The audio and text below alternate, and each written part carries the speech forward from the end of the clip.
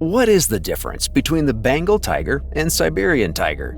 Even among the amazingly diverse cat family, tigers stand out as truly unique. These striped giants rule the roost as undisputed apex predators wherever they're found, only fearing humans and each other. At the same time, we have multiple tiger subspecies, each with its own distinctions and claim to fame. In today's video, we will be comparing the largest subspecies with the most common. That's right, we're pitting the Siberian tiger up against the Bengal tiger to figure out the similarities and, more importantly, the differences between the two subspecies. Without further ado, let's get started. Bengal tiger. The Bengal tiger is the nominal subspecies of tiger, which basically means it is the most common subspecies. The cat is known to taxonomists as Panthera tigris, and its common name is derived from India's Bengal region. Some folks refer to it as the Royal Bengal tiger too. These beautiful cats have been around since the late Pleistocene, about 12,000 to 17,000 years ago. In their heyday, they were found throughout India, as well as parts of western Pakistan, western China, Nepal, Bhutan, and Bangladesh. These days, they're mostly found in various parts of India, Bangladesh, and southwestern China. Humans are the chief reason behind their decline, with deforestation, poaching, and culling driving Bengal tigers into the endangered classification.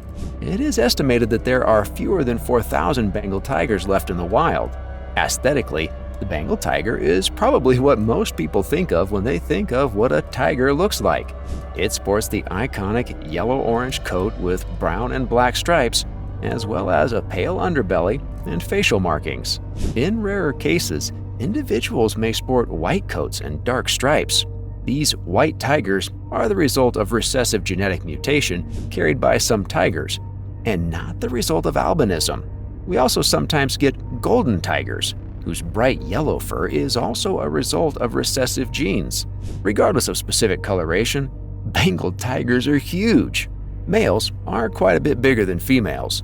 They measure between 72 and 83 inches in body length, with their tails adding a further 33 to 43 inches. Weight can be anywhere between 440 and 570 pounds. Females are between 65 and 76 inches long, excluding the tail. They weigh between 240 and 400 pounds when fully grown. Shoulder height for the species is anywhere between 35 and 43 inches, with males occupying the taller end of that particular range. With such numbers, the Bengal tiger is one of the largest tiger subspecies and one of the largest cats to ever walk the earth. With great size comes great power. The Bengal tiger is a feared and revered predator, with athleticism to match its tremendous bulk and stealth skills that belie it. No one is safe in its kingdom, and its power, teeth, claws, and hot breath are the last things its victims ever experience. The tiger prefers all sorts of forest environments. Evergreen jungles, deciduous woods, swamps, and even mountain woodlands are ample environments for this elusive hunter, which uses the shadows to blend in and ambush prey. When it comes to hunting, tigers tend to favor large prey. They typically prey on sambar and cheetah deer, water buffalo, gaur, and barsinga. Away from these large animals, they will also go after boar, langur, hares, monkeys, and various jungle fowl. These tigers are also world-class swimmers who can pursue fish, crabs, river dolphins, and even crocodilians. Of course, given the ever-increasing proximity to humans, tigers are not above going after the odd bit of livestock. Tigers sometimes switch to hunting livestock full-time when they are injured or too old to catch wild game, which always leads to trouble. Livestock is just too easy to catch compared to most traditional prey, mainly because farm animals typically cannot hope to outrun a tiger, or they are usually confined or tied up. In rarer circumstances, Bengal tigers will target humans themselves. Again, it is usually desperate tigers who resort to this after learning how easily they can kill humans. The most notorious man-eating tiger of all time was a Bengal tiger that killed and ate 400 people in the area near the Indian village of Champawat before it was shot and killed by hunters. These livestock and man-eating tendencies is why the Bengal tiger is the most feared creature in India's jungles. In retaliation, or as preventative measures, people often clear vast swaths of forest to push the tiger back. while hunting parties are deployed to cull the fearsome cats. Unfortunately, a great number of tigers that have never killed livestock or humans get caught up in the severe blanket punishments. That said, away from its fearsome reputation, the Bengal tiger is an important cultural icon in its native domain. The cat is arguably the symbol of India and figures prominently in various traditional and modern contexts. It is a symbol of nobility and royalty, strength and leadership, wisdom and war, as well as many other things. It is a major part of religions like Hinduism and Buddhism, where it reflects various values, omens, and even deities. Siberian tiger. The Siberian or Amur tiger is another famous subspecies. However, unlike its Bengal cousin, the Siberian tiger hails from northern China and the Russian Far East. Interestingly, it has the same scientific name as the Bengal tiger, Panthera tigris. That's because Tigris tigris is the umbrella classification for all tiger subspecies native to mainland Asia. That means the Siberian, Bengal, Malayan, Indo-Chinese, and South China tigers are all classified as Panthera tigris, despite their differences. Tigers from Southeast Asian islands like the Javan and Sumatran tigers are classified as Panthera tigris sondaica.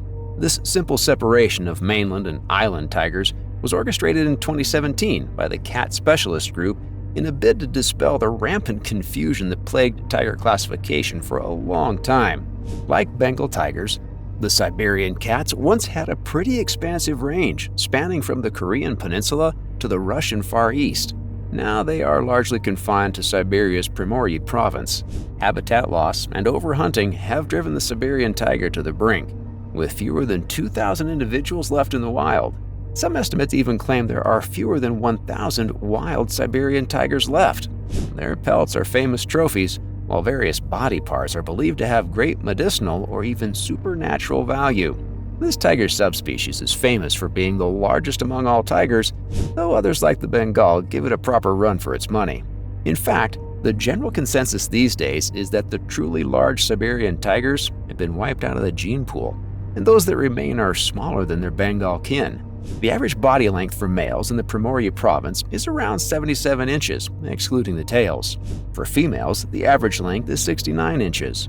The largest male captured in this area weighed 467 pounds.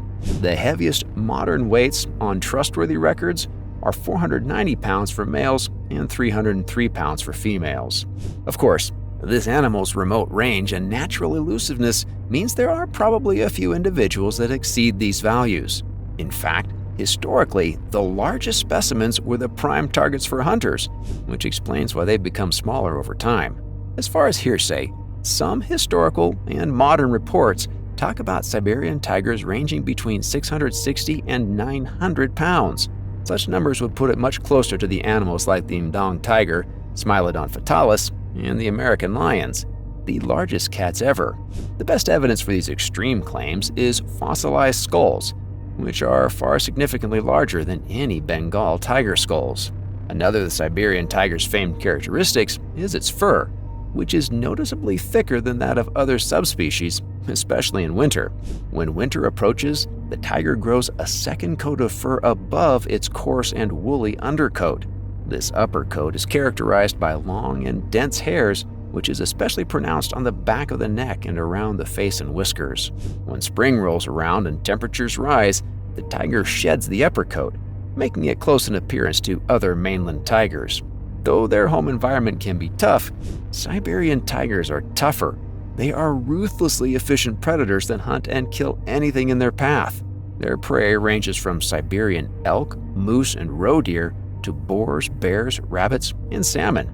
Depending on the prey and the time of year, a Siberian tiger makes kills every 4 to 7 days, consuming between 17 and 23 pounds of meat per day. When times are plentiful, they can eat as much as 20% of their body weight in flesh. Other notable differences. Firstly, Bengal tigers have a wider distribution throughout Asia, often occupying areas with temperate to tropical climes. Siberian tigers, in contrast, have a much smaller range and prefer the colder parts of Asia. Secondly is fur and coloration. Bengal tigers have short, thin fur that is yellow-orange, while their Siberian cousins have noticeably thicker fur that leans towards a pale gold. Bengal cats may have dark brown or black stripes, while Siberian tigers are almost always black. Next, we have the recessive mutation of the fur. Bengal tigers have many more instances of this, which results in white or gold tigers. Such occurrences are entirely undocumented among wild or captive Siberian tigers, which don't appear to carry these recessive traits. Then there's territory size. Given the greater density of both prey and other tigers, Bengal tigers tend to have far smaller domains than Siberian tigers, which often have to travel great distances to even get a whiff of food. A Bengal tiger's territory can max out at 90 square miles in very hard times, whereas Siberian tigers can have territories as large as 4,000 square miles. What is the difference between African lions and Asian lions? Lions, the mighty kings and queens of the jungle, the living, breathing, and killing definition of what apex predation is all about. Many of you are pretty familiar with the wild lions of Africa's sprawling savannas and scrubland, but did you know that there are lions in Asia too? That's right, the tiger isn't the only big cat prowling the wilds of the largest continent. With that in mind, we decided on a fun idea, a quick comparison between the lions of Africa and their Asian cousins. What are the similarities? What are the differences? Let's find out, shall we? African lion. The African lion, or Panthera leo, is the largest cat in Africa and the second largest on Earth behind tigers. Africa is home to two main subspecies, Panthera leo in West and Central Africa, and Panthera leo melanochaeta of East and Southern Africa. Lions are the most feared and revered animal on the continent, and perhaps the most iconic animal in the world. Known as the king of the jungle or king of beasts, lions are apex predators of remarkable ferocity and power, employing a variety of bloody tactics to win the unforgiving game of survival. These large cats are synonymous with savanna environments, as they typically establish kingdoms in open grasslands, scrublands, and sparse woodlands throughout sub-Saharan Africa. Lions are also unique among wild cats because of their capacity to live, hunt, and cooperate within groups full-time. These groups are called prides, made up of female lions, their offspring, and a dominant male or two. A pride usually has a clearly defined territorial home range, which is defended with brutal force. Dominant pride males are often responsible for marking out the boundaries of their pride's territory through the use of scent markings and warning roars to would-be invaders. When a strange lion, particularly a male, enters a pride territory, the resident king immediately confronts the stranger to drive them off or kill them. If the invader is a challenging male, he fights the resident pride male for kingship in a winner-takes-all clash. If the invader loses, he must flee or risk being mutilated or killed.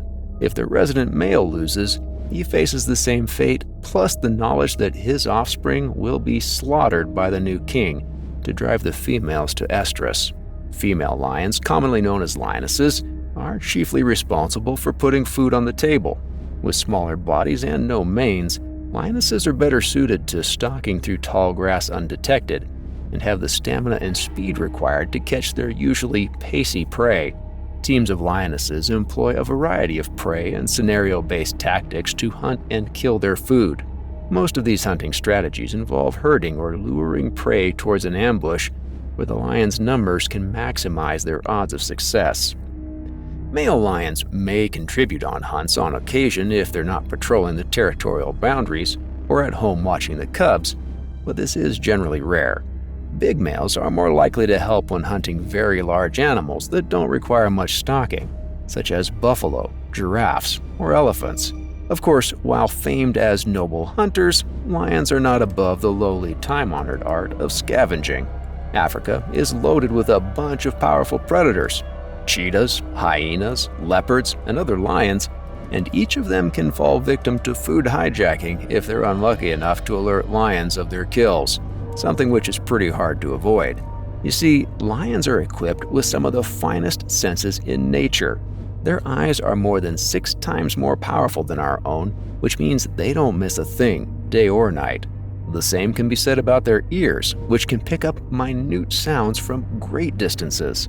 If their trusty eyes and ears fail them, they can always fall back on their equally reliable noses. The nose knows, after all, and the lion's olfactory senses make it a supreme tracker. We also can't forget about their whiskers, which are vital for the sense of touch. Whiskers help a lion detect objects up close or even monitor wind direction and speed. African lions range quite a bit in size, with specimens from southern Africa being recorded as the largest.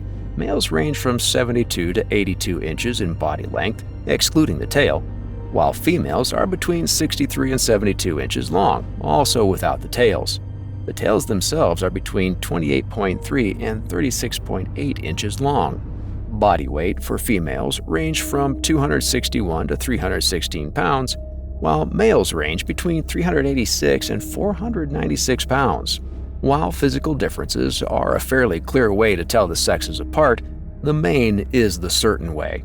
Also, unlike other cats, male lions grow pronounced manes around their heads and necks. Manes range from pale tawny to deep black, with coloration, size, and shape of the mane being determined by genetics, nutrition, testosterone levels, and age. Despite their large sizes, lions retain a lot of cat-like athleticism. They can reach speeds of 46 miles per hour and can easily jump on the backs of prey like zebra and even giraffe in a single bound. They are armed with extreme weapons for extreme violence. Their teeth are perfectly designed for the carnivore lifestyle. Long, sturdy canines puncture flesh and suffocate large animals, while scissor-like carnassials work in tandem to shear off flesh from corpses. Their long, retractable claws are ever sharp, making them perfect for gripping prey to prevent escape. Unfortunately, despite its dominion over other animals, the African lion is in serious trouble because of humans and human activity. Urban expansion continues to eat away at the lion's traditional homelands, which is resulting in severe habitat loss for this once widespread predator. Asian lion. Asian lions are, for the most part, pretty much exactly the same as their African kin. They even have the same scientific name as extant West and Central African lions, Panthera leo. This means the two lion groups are closely related and share very recent common ancestry. Asian lions are most likely a now cut-off branch of lions that migrated from Africa into Eurasia. Mitochondrial DNA analysis shows that modern Asian lions are more closely related to the extinct Barbary lion of North Africa than they are to lions from East or Southern Africa, which lends further validity to the migrated to Eurasia theory. To be honest, saying the Asian lion is cut off is a bit of an understatement. The more accurate thing to say is that Asian lions are a remote island in a vast ocean of extinction. Today, you will only find Asian lions at the Gir National Park in Gujarat, India. They are all that remains of a once thriving population of Eurasian lions. As we've already seen, human expansion and development are directly opposed to lion welfare, which makes sense to be fair. After all, it's hard to sleep easy in your town or village knowing that you're surrounded by 400-pound killing machines. Lions from Europe and Asia also bore the brunt of the demands of Roman, Persian, Greek, and other kingdoms' fighting arenas. Thousands, if not millions, of lions, tigers, bears, and other animals were captured and brought to blood sport arenas to be tormented or unleashed on men and beasts. Nowadays, there are fewer than 1,000 Asian lions left in the wild, and all of them live at Gir National Park. A bunch of zoos around the world have specimens too, and breeding programs are underway, but the odds of a successful revival are slim, given that there are even more people living in the cat's native domain than ever before. Physically, Asian lions are not too different from their African relatives. Males sport the iconic manes, and females are considerably smaller.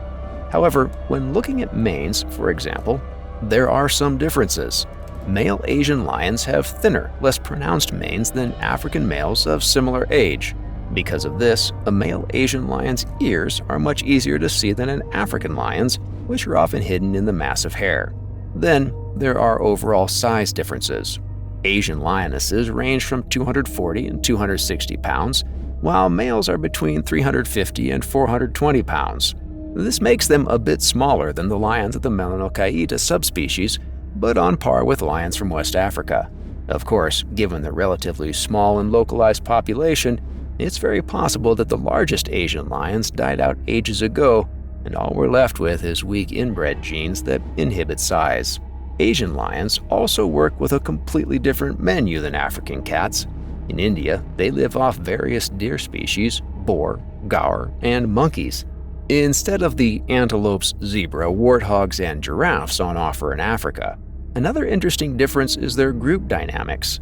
Unlike African lions, which live in combined groups of females, cubs, and dominant males, Asian lions live in sexually segregated groupings. Females and their cubs live in groups also called prides, which can have up to 10 or 12 individuals. Males live alone or in bachelor groups called coalitions with other males. A coalition may have up to 4 individuals organized in a dominance hierarchy with an established alpha male. Both coalitions and solo males can hold territories, but being part of a coalition is a clear advantage for lions looking to hold on to their real estate long term. Asian lion groups only come together during breeding season, during which rival males may fight each other for mates. Males in a coalition collaborate in this venture too, but the dominant alpha male gets to mate with most, if not all, the females. Other interesting differences between Asian and African lions are hair tufts, belly skin folds, and skull structure. Asiatic lions have more hair on their elbows and the tufts of their tails than African lions. The purpose of such hair and the evolutionary factors behind the difference is not certain. The long skin folds located on the bellies of Asian lions are equally mysterious. African lions do not have this loose skin, and we're not sure why or why not. Lastly, the skull of Asian lions features small holes called bifurcated infraorbital foramina. These holes allow extra blood flow to the eyes, and scientists believe this is to help boost eyesight in the Asian lion's jungle-like environments. African lion skulls, in comparison, do not have these holes in them. What is the difference between leopards and jaguars? Big cats are quite something, aren't they? Their appearance, physicality, grace, and power are just a few aspects we admire and fear about animals that once preyed on our ancestors. In modern times, we have made them the stars of countless studies, analyses, and documentaries. Despite the fanfare, the subjects of today's video would much rather live out their lives in the shadows, where their stealth provides protection and sustenance. We are, of course, talking about the jaguar and the leopard, distant cousins often mistaken for twins. So what are the differences between the two? Are there any similarities? Well, that's what we're going to find out. Spot the difference. Leopards and jaguars are fearsome jungle cats, known for their hitman-style kills and equally cold attitudes. These super predators have been inspiring fear in their respective ranges for ages. You heard that right. Leopards and jaguars live in totally different parts of the world. The leopard, aka Panthera pardus, is the most widely distributed wild cat in the world. Despite rapid urbanization, leopards are walking the proximity to humans tightrope much better than other big cats. They are found in most of the undisturbed wildlands of sub-Saharan Africa that can support their prey. Leopards also thrive in India, parts of Southeast Asia, and even the Russian Far East. They are rarer in Central Asia these days, but they thrived back when prey was plentiful. Environments range from semi-deserts to dense rainforests, while trees, boulders, and caves are classic habitats. As you can see, leopards are very much old-world big cats. Jaguars, Panthera onca, on the other hand, are the opposite. This New World kitty rules as the largest cat in the New World. Its habitat stretches from central Mexico down through Central America and into the rich jungles of South America. It is extinct in the United States, but once thrived and lived in diverse environments. Jaguars tend to stick to the jungles, preferring rich rainforests and swamps, but they can adapt to dry grassland and sparse forests. Jaguars are much more ground-based than leopards and live anywhere that provides cover. As apex predators, jaguars sleep easy knowing no animal would dare sneak up on them. Leopards are not usually apex predators where they live, and they often have to worry about lions, hyenas, tigers, wolves, and bears depending on their range. Therefore, they need safer real estate. What other differences are there between the two? Well, let's talk about the area that breeds so much of the confusion: their spotted coats. Typical specimens of both species have yellowish to reddish tan coats with black, brown, or reddish spots called rosettes. Spot patterns are unique to individuals, like our own fingerprints. At a casual glance, it's easy to confuse the two animals. However, there is one sure way to tell. The large rosettes on the jaguar's sides and hind legs often form rings with smaller dots inside them. A leopard's rosettes, no matter how large, never have dots in them.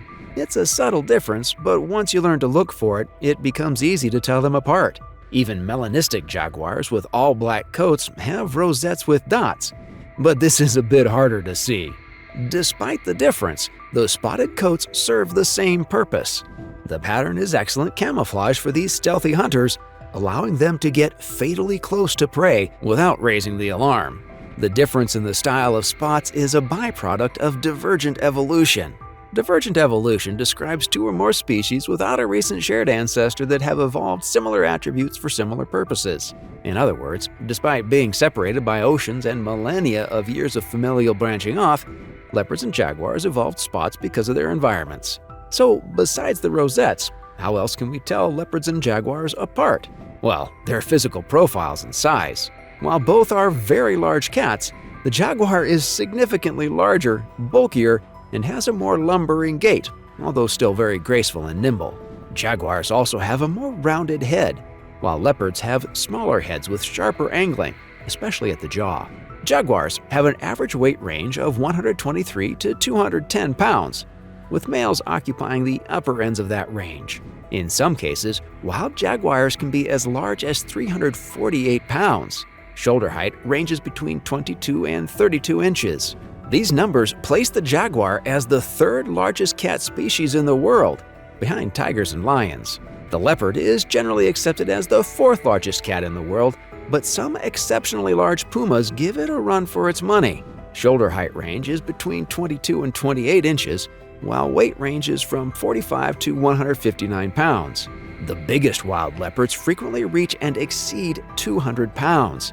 Again, males grow larger than females. With a bit of experience, you can also learn to tell between leopards and jaguars by the proportions of the tail. Leopards have longer tails, relative to body height, than jaguars. Leopards' long tails are perfect counterbalances for life in the branches and their daring aerial maneuvers. This ties into the fact that leopards are more arboreal than jaguars. Don't get it wrong, jaguars are very decent tree climbers, but leopards are bona fide acrobats. Leopards depend on trees for shelter, shade, storage, and scouting. A leopard can haul a dead carcass more than twice its own body weight up a tree to stash it beyond the jaws of rival predators, a sight that never ceases to amaze. It can pursue baboons and monkeys through branches as if it were running on the ground. Again, jaguars have no one to hide prey from, so they are less reliant on climbing. But what the jaguar lacks in climbing, it more than makes up for in swimming. Along with tigers, jaguars are the most water-loving of the big cats and spend significant time lounging, playing, or pursuing prey in rivers, lakes, and even the sea. Leopards, on the other hand, generally stick to the feline stereotype of avoiding water apart from drinking. However, they are also good swimmers and will sometimes dive for fish and crabs. That said, affinity for going in the water varies greatly. Some leopards love it, while others absolutely hate getting wet. Perhaps the avoidance of water is based on the need to stay alert, especially when looking after young. Splashing about can afford a murderous lion or tiger just enough time to sink you or your cubs, after all. Additionally, leopards tend to live in areas where water bodies are home to a little problem known as crocodiles. The difference in home ranges also means there are differences in diet, although both cats are wholly carnivorous. Jaguars prey on the common staples in its neck of the woods. This includes lesser and greater anteaters, capybara, marsh deer, monkeys, agouti, and jungle fowl. They will also go after a variety of fish, turtles, crabs, and even caiman. Footage of jaguars sneaking up or swimming up to the unsuspecting crocodilians never stops being mind-blowing. Jaguars close to human settlements will also turn their focus on livestock. South America teems with cattle ranches, and many of these are right in jaguar territories. Jaguars also go after goats, chickens, and dogs. Attacks on humans are extremely rare, and man-eater jaguars are unheard of. Depending on the region, leopards prey on antelope, deer, birds, lizards, monkeys, baboons, wildebeest, zebra, and calves of large herbivores. Livestock is also easy picking for a leopard, who can borrow your goats on a nightly basis without intervention. Attacks on humans are much more frequent, and leopards have a history of preying on young children left alone at night. Hunting strategies tend to differ as a result of the difference in prey, but there are great similarities too. For large mammalian prey like deer or antelope, leopards and jaguars use similar stealth approaches. They either sneak up on a victim or wait for victims to come to them while they're trying to blend into their surroundings. When the victim is close, they pounce on them or engage in a very brief chase. Once caught, the cats will use the retractable claws in their front paws to grip victims so they can go for the jugular. Both cats use their powerful jaws to clamp a victim's windpipe shut, causing suffocation. For smaller prey, like monkeys or birds, leopards and jaguars bite to break the neck. However, the jaguar has a special killing move that other big cats don't have. When hunting large prey, the jaguar may favor a quicker execution than choking. In such cases, the jaguar can literally crack skulls and manually turn off brains. It simply positions its deadly jaws at the top of the victim's head and bites down hard. More often than not, the skull gives in and the big cat's big canines deliver a death blow to the brain. Jaguars mainly use this method on caiman. The armored crocodilians have fairly thick necks, and choking them out is simply not possible. But even the caiman has vulnerabilities, and the jaguar has studied them well. Ideally, a jaguar will look for a caiman basking on riverbanks because they are easier to wrestle and overpower on land, where the cat is sure-footed. Attacking caiman in the water is much trickier, and larger caiman could even turn the tide on a jaguar and cause serious injury. When a target is spotted, the jaguar will sneak up and sprint toward the caiman from behind to avoid facing the crocodilian's mean set of teeth. When the jaguar gets on top of the caiman, it immediately presses its weight down on the reptile and angles for the killer brain bite. For a seasoned caiman hunter, struggles are usually over in seconds. These unique kills are possible because of another difference between leopards and jaguars: bite force. A leopard has a very high bite force of 300 to 310 pounds per square inch, which is more than enough for strangling prey and tearing flesh off bones. However, a jaguar's bite force can be up to 5 times that at 1,500 psi. That's more than hyenas, bears, and other big cats. This makes the jaguar, pound for pound, a champion among its cousins. Behind this incredible bite force is the jaguar's massive jaw muscles, which contribute to its head's blocky shape. Caiman armor and turtle shells require serious power to breach after all. Jaguars also love marrow, so bone-breaking jaws are a necessary evolution. The last difference between the two animals is that there are many more leopards than jaguars in the wild. Leopards' wider distribution and adaptability means there are up to 800,000 wild leopards in the world. Though far from endangered, there are fewer than 200,000 wild jaguars left. However, conservation efforts mean that we will be able to enjoy these proud and beautiful creatures for quite a while yet. What was the difference between American lions and cave lions? Lions are rightfully regarded as top-tier apex predators, thanks in no small part to their size, power, intelligence, and ability to work and hunt together. Today, we have two main groups, African lions and Asian lions. But did you know that there were other kinds of lions in prehistory? That's right, and we're here to talk about two iconic lions from the world before history, American lions and cave lions. How did the two live? When did they live? Why did they go extinct? More importantly, what were the differences between them? Well, that's what we're looking to uncover today, so sit back, relax, and let's get started. American lion. The North American plains were a heck of a place back in the late Pleistocene. Bison, mammoths, horses, and other herbivores roamed free and lived on the endless sea of grass.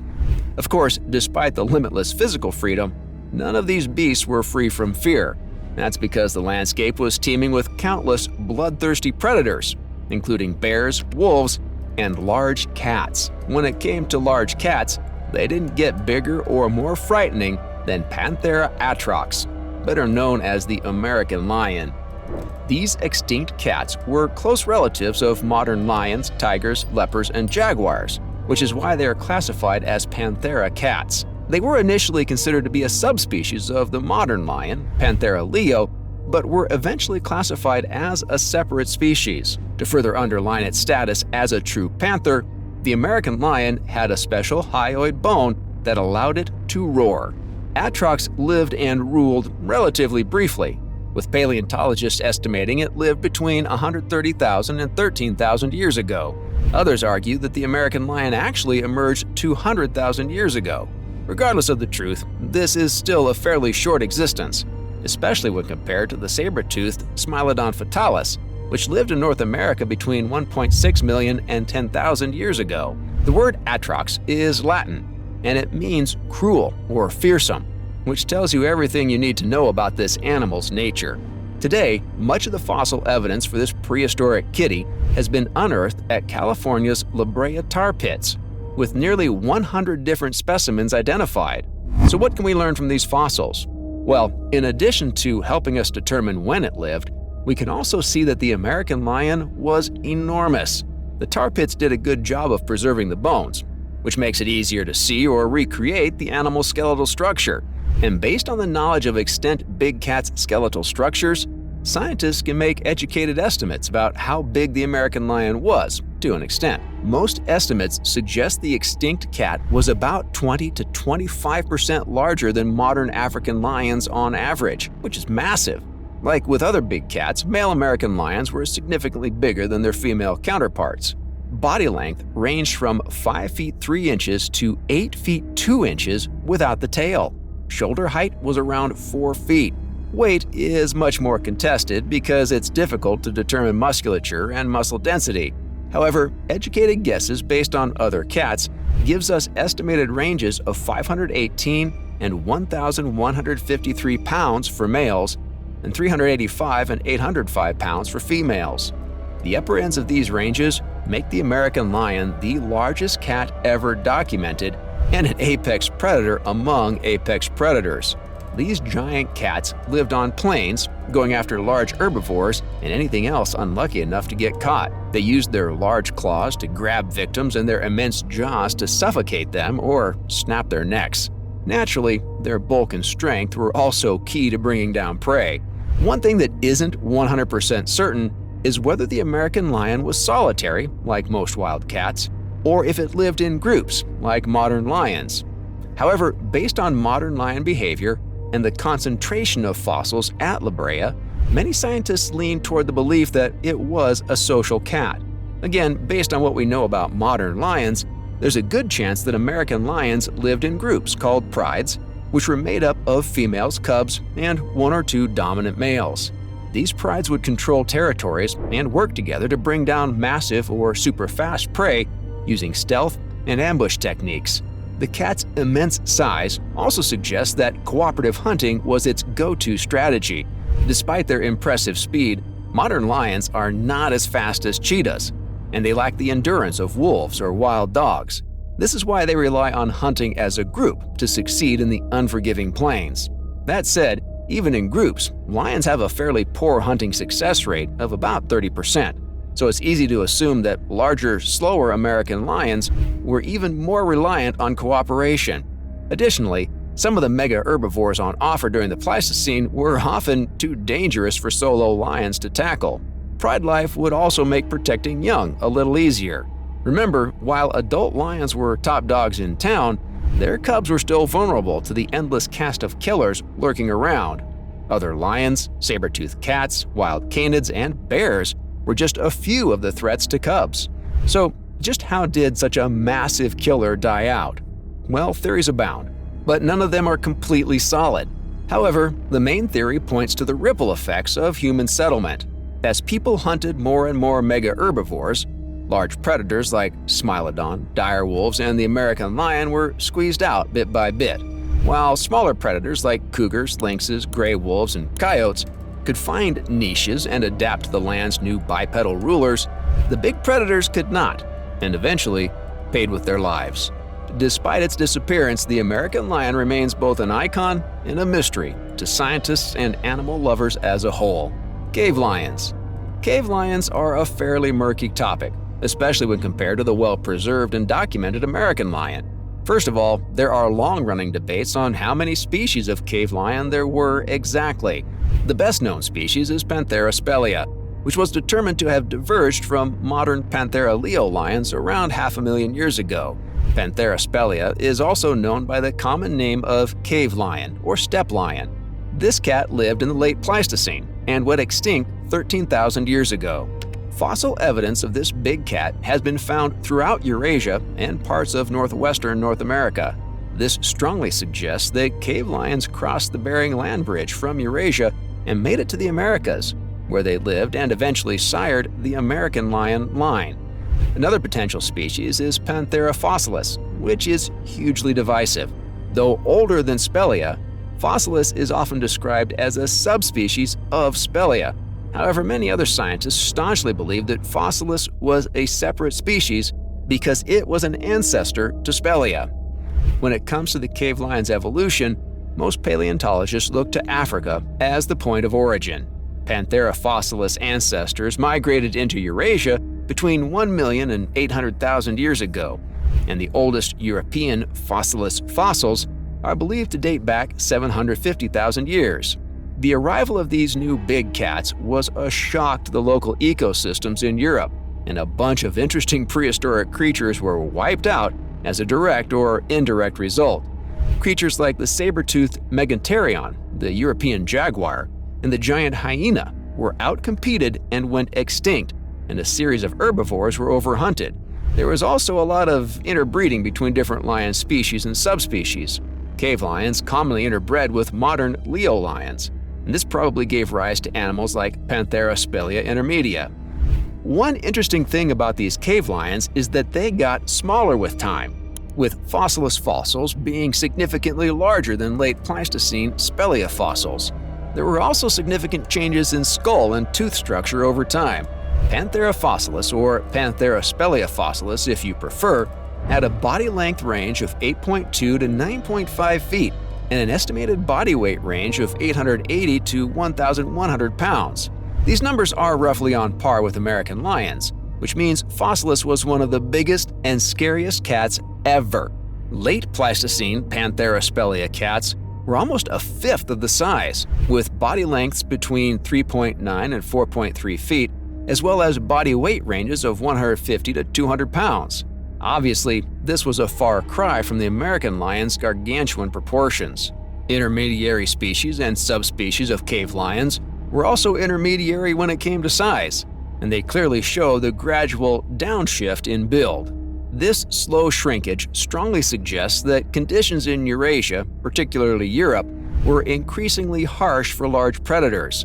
Climate change, the arrival of humans, and the consequential impact of potential prey meant extra-large bodies became expensive to maintain, energy-wise. Smaller bodies were increasingly more efficient, but evidently cave lions did not shrink quickly enough to avoid their eventual extinction.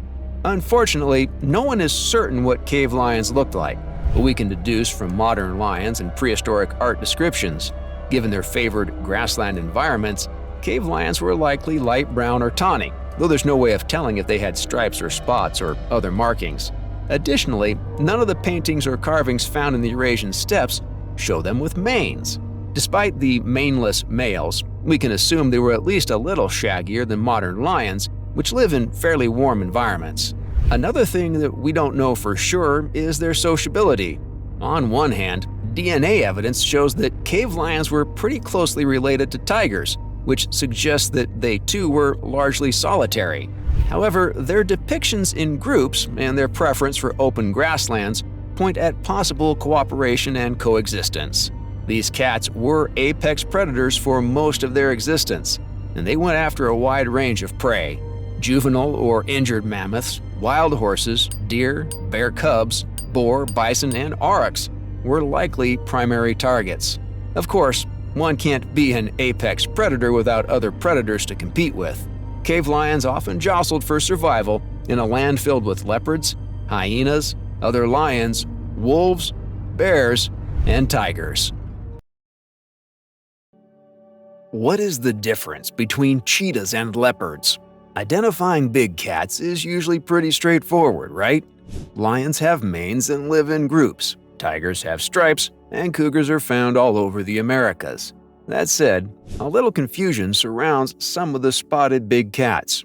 Cheetahs and leopards, two of the most iconic kitties in Africa and Asia, are an example of this, with a lot of animal lovers still totally unsure about which is which. So we've decided to step in with today's video and dive deep into everything you've wanted to know about these awesome cats. Let's get started. Cheetahs. Don't blink or you'll miss it. A spotted blur in the grass. The legendary dindingwe, as some native tribes call it. The fastest animal on land, the cheetah. Known to taxonomists as Acinonyx jubatus, the cheetah is one of the icons of its native range. It is from the Felidae family and Felininae subfamily. Though it is quite literally a large cat, it is not classified in the true big cat subfamily, Pantherinae. That means cheetahs are actually more closely related to domestic cats than they are to leopards, lions, tigers, and jaguars. One of the defining differences between the true big cats and feline cats like the cheetah is the fact that big cats have a hyoid bone that allows them to roar. All other cats are only capable of meowing, chirping, squeaking, and many other cutesy sounds. Interestingly, the mountain lion, another large feline cat, can't roar either. As for cheetahs, they chirp, chortle, bleat, growl, hiss, meow, yowl, hiss, and purr, but they do not roar no matter how big they are. As far as size, there's quite a broad range. Fully grown individuals can weigh anywhere between 46 and 159 pounds, with males being larger than females. Body length, excluding the tail, is between 3 feet 7 inches and 4 feet 11 inches, while shoulder height ranges from 26 to 37 inches. The cheetah has a graceful build with long legs, a small head, a deep chest, and a long counterbalancing tail. It is clearly built for speed, with a body posture and profile that is closer to dogs and wolves than any other cat species. Because of this, they were sometimes thought to be some form of a greyhound-like canid when they were first discovered. Only later in the 19th century were cheetahs officially recognized as cats, not dogs. However, the confusion didn't end there because cheetahs were often confused with another common African and Asian cat, the leopard. As such, cheetahs were also known as hunting leopards because of their rapid pursuit of prey. Cheetahs have been around for about 3 to 3.5 million years, and some of the oldest fossils have been unearthed in eastern and southern Africa. Various species and subspecies have walked the earth during that time, including Acinonyx pardonensis, or the giant cheetah, Acinonyx intermedius, and Acinonyx ica. The modern species, Acinonyx jubatus, has been around for almost 2 million years, with various subspecies having historical range stretching from the southern tip of Africa to the eastern edges of India. Today, wild cheetahs are only found in Africa. The majority of them live in the open savannas of southern and eastern Africa, with smaller populations in the northern and western parts of the continent. The cheetahs that live in the northern desert climes tend to stick to the cooler, wetter mountain ranges, sometimes as high as 13,000 feet above sea level. In the cooler west, they are mostly found in semi-arid valleys and mountains. As predatory animals, cheetahs live in habitats that support the kind of animals they hunt and eat. They are surprisingly adaptable and are not as picky as most wild cats when it comes to their choice of habitat. When it comes to prey, cheetahs specialize in small to medium-sized animals. This includes hares, baboons, birds, reptiles, and rodents. However, the cheetah's preferred prey is ungulates, like antelopes and bovids. Common menu items include waterbuck, duiker, impala, gazelles, nyala, and small kudus, wildebeest, and zebra. In case of proximity to humans, cheetahs may also target livestock like sheep, goats, and poultry. A typical cheetah hunt begins with extensive scouting of the landscape. Like most cats, cheetahs have superb eyesight and can pick out targets from a mile away. They look for any kind of weakness, a limp, a mother with a straggling fawn, or sickly individuals. The next step is the stalk. Using their spotted coats, these cats blend into the background as they inch ever closer to striking distance. When in position, the cheetah explodes from cover and accelerates to speeds of 65 miles per hour in an instant. The blunted, non-retractable claws provide the all-important grip, while the spine and long legs combine to spring the cheetah forward like a rubber band. The trusty tail provides balance and stability, facilitating crazy breakneck turns at a moment's notice. The lungs suck in gallons of precious oxygen to fuel the intense sprinting. But perhaps the most impressive part of a cheetah in full flight is the laser focus it has on its target. The eyes and brain work together to calculate angles and anticipate movements, allowing the cheetah to reel in its prey and make the killing move. At this high speed, all a cheetah has to do is swipe at its prey's legs to trip it up. The cat then quickly goes for the jugular and uses its sharp canines to strangle or snap necks, depending on the size of the prey. After a kill, a cheetah needs a few minutes to catch its breath and lower its heart rate before it can comfortably settle down and eat. In addition to the environment, the cheetah's own size and age play a big role in what it goes after. Bigger cheetahs can go after larger prey than smaller ones. Likewise, cheetahs in groups can attack prey much larger than the average individual. That's right, cheetahs sometimes live in groups called coalitions. A coalition is usually made up of male cheetahs, usually litter mates. Female cheetahs are almost always solitary, outside breeding periods, and time spent rearing cubs. Of course, despite their status as top predators, they are hardly apex predators in most of their native range. Lions, hyenas, leopards, and even sizable African wild dog packs are a constant menace to cheetahs. From stealing prey to killing cubs, cheetahs often find themselves victims of their neighboring carnivores. Leopards.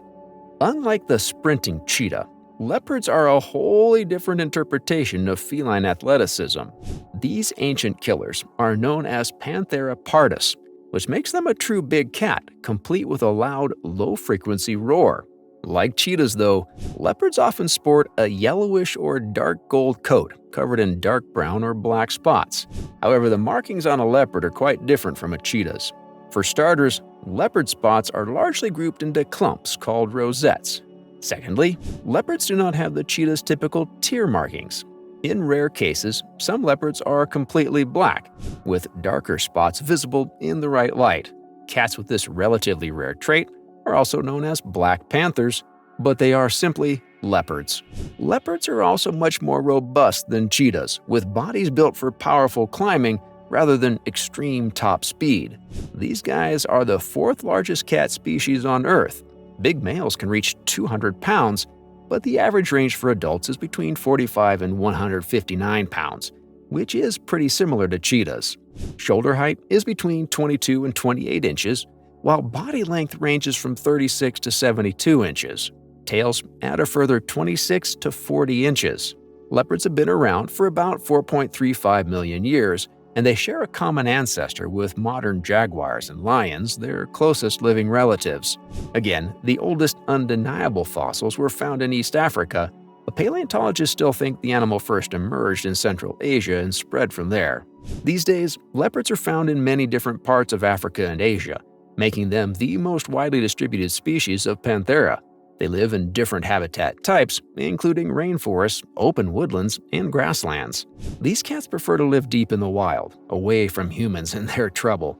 However, this isn't always possible, with many leopards and humans coexisting in uncomfortable proximity. Naturally, this can create problems with livestock, pets, and even humans exposed to this stealthy killer. At the same time, humans are seldom slow to hunt down and kill leopards who get too close. In the wild, leopards love to chill and sleep, spending more than half of their day lounging, grooming, and loving life. They are the most arboreal of the big cats, and they are just as comfortable in the trees as they are on the ground, thanks to their strong, agile bodies, retractable claws, and balancing tails. A leopard can scale a tree as effortlessly as any monkey or baboon, and it can even haul prey twice its body weight up into the branches for safekeeping. Climbing trees and rocks is also how leopards stay out of trouble.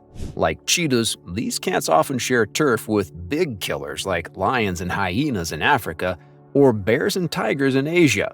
Climbing is their escape method of choice, and it goes a long way towards keeping cubs alive. Of course, the leopard is also famous for its incredible sneakiness. Not even lions can match the leopard's stealth. Its coat is perfect camouflage in grassland or jungles, while its silent stalking is unmatched by any big cat. A leopard can easily sneak to within 3 feet of a potential victim without being detected, before pouncing with ruthless efficiency. This is why they are the most successful big cats in Africa when it comes to hunt attempt to success ratio, far ahead of lions and cheetahs, whose sneak and chase strategy creates more room for failure. Prey varies quite a bit, from birds to rodents and from reptiles and fish to ungulates. They'll go after wild fowl, hares, warthogs, boar, monitor lizards, antelopes, deer, wildebeest, zebra, and even young giraffe.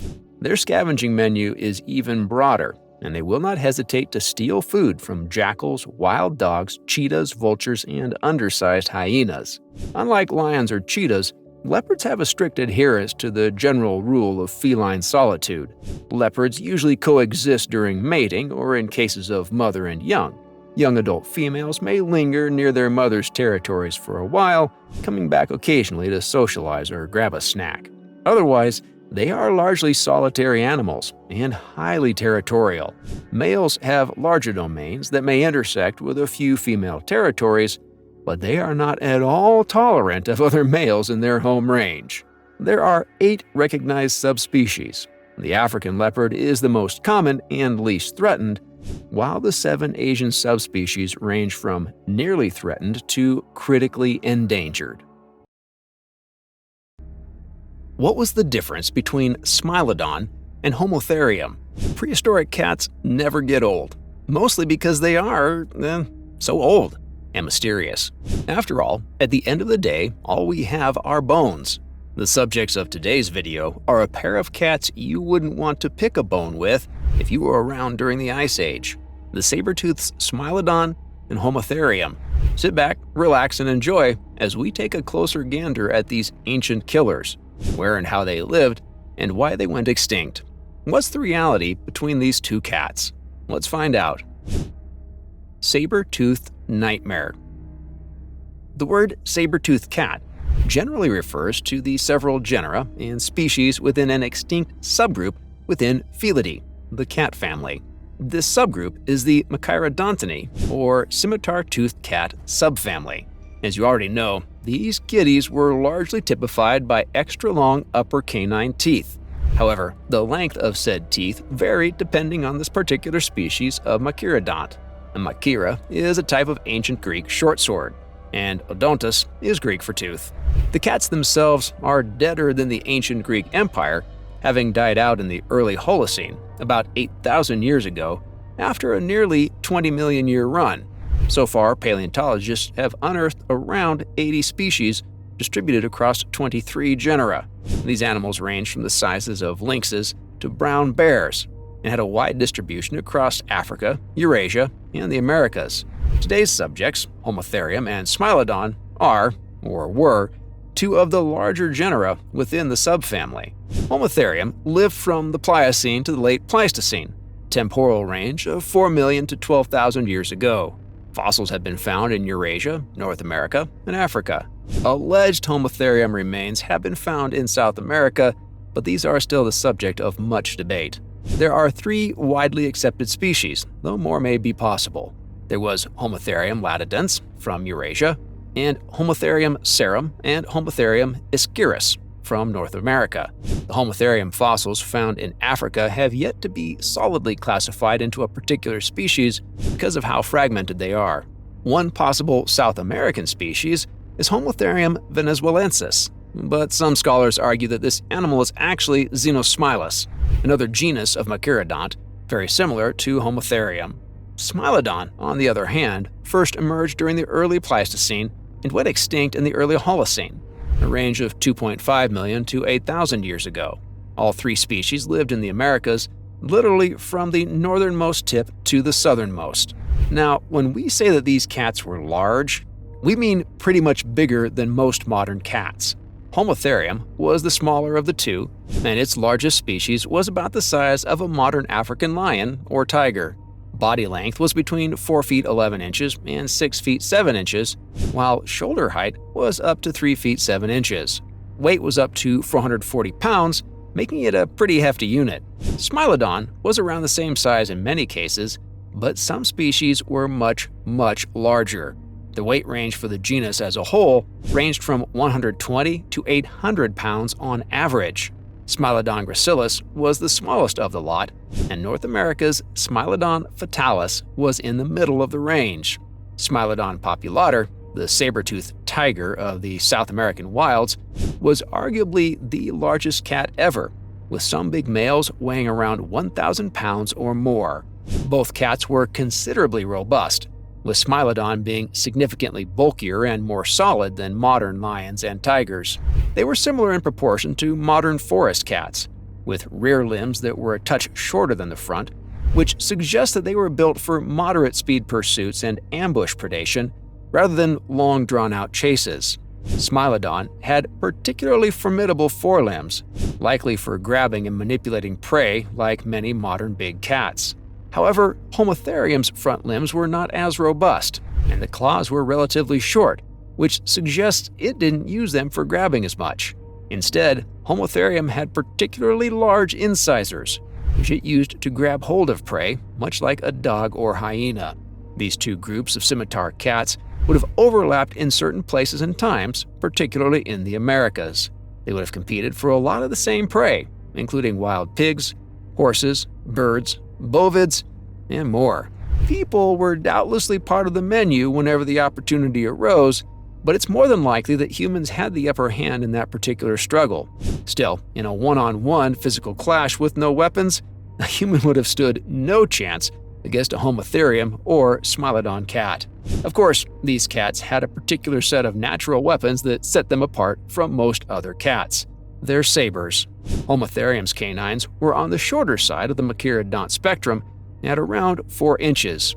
However, this is still longer than the canines of any living cat species, though it's unclear if they would have been visible when the Homotherium had its mouth closed. These teeth were broad-based and serrated, making them perfect for powerful slashing. In hunting, Homotherium used its teeth to savagely sever throats and cause rapid blood loss. With its long and powerful neck, Homotherium was quick and strong enough to get in position to strike killing blows without having to clamp and hold. In battle with other predators, and even humans, these teeth would have been capable of inflicting deep puncture wounds, allowing Homotherium to escape or move in for the killing blow.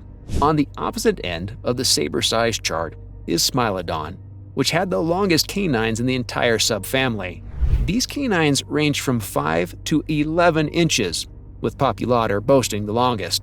It's highly unlikely that Smilodon could hide these saber teeth like Homotherium, and most depictions reflect that. Smilodon's teeth were noticeably narrower, more slender, and lacked serrations.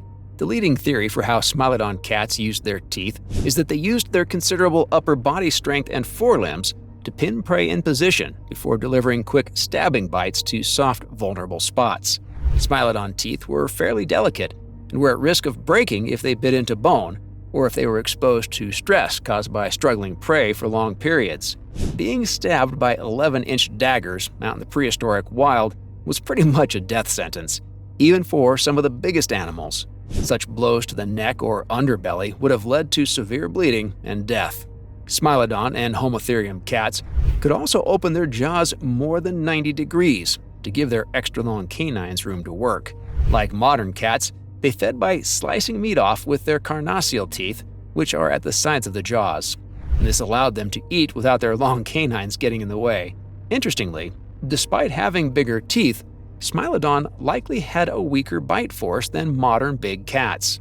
Smilodon's skull had a fairly small set of zygomatic arches, which means it could not support large temporalis muscles. The temporalis muscles are responsible for biting and chewing, and are therefore what powers the jaws.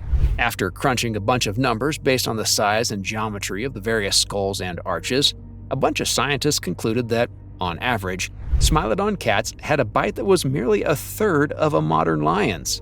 In other words, Smilodon had between 220 and 330 pounds per square inch of biting power, which is lower than some domestic dogs. This is the same story for Homotherium, which also sacrificed shear-biting power for quick kills. Again, skull structures suggest weak jaw muscles compared to modern big cats that rely on bite force to strangle big prey and crush bone. The lack of bite force also casts a doubt over how effective these cats were at harvesting bones for marrow. Surely, as animals that lived through the Ice Ages, Smileodon and Homotherium would have been able to get maximum nutrition from kills or scavenging jobs, right? Well, maybe not. Perhaps this jaw power issue was part of the two Macyrodonts' ultimate demise. Despite being cousins within the same subfamily, Smileodon and Homotherium were actually separated by over 18 million years of divergence from a common ancestor. These two, along with the rest of Macyrodontini, are separated from the two living felid subfamilies, Felinae and Pantherini, by over 20 million years of genetic divergence. Felinae is home to small to medium cats, including domestic cats, lynxes, cougars, cheetahs, and servals.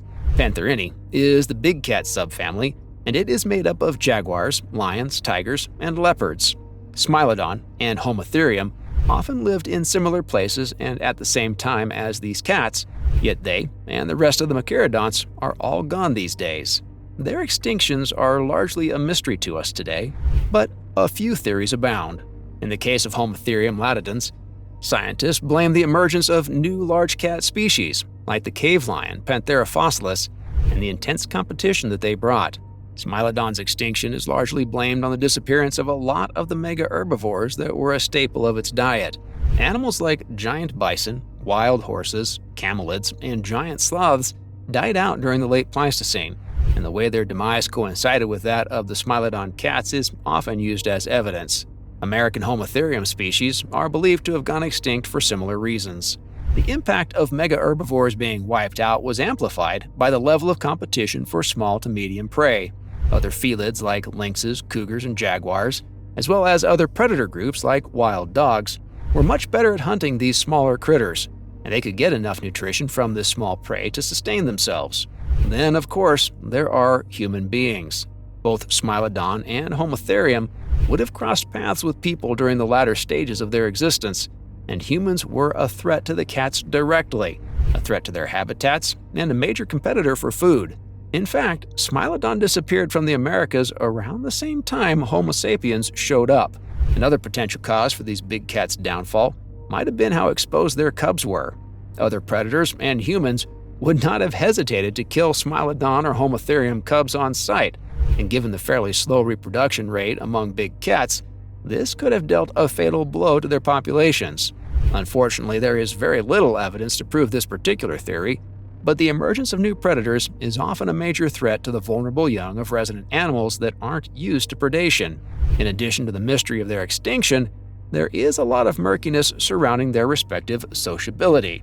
Many researchers often lean on the relative proximity of certain fossils, particularly at California's La Brea tar pits, to hint that these cats were highly social and lived in groups. Another potential sign of gregarious living was that these cats were pretty large and tended to operate in open grasslands.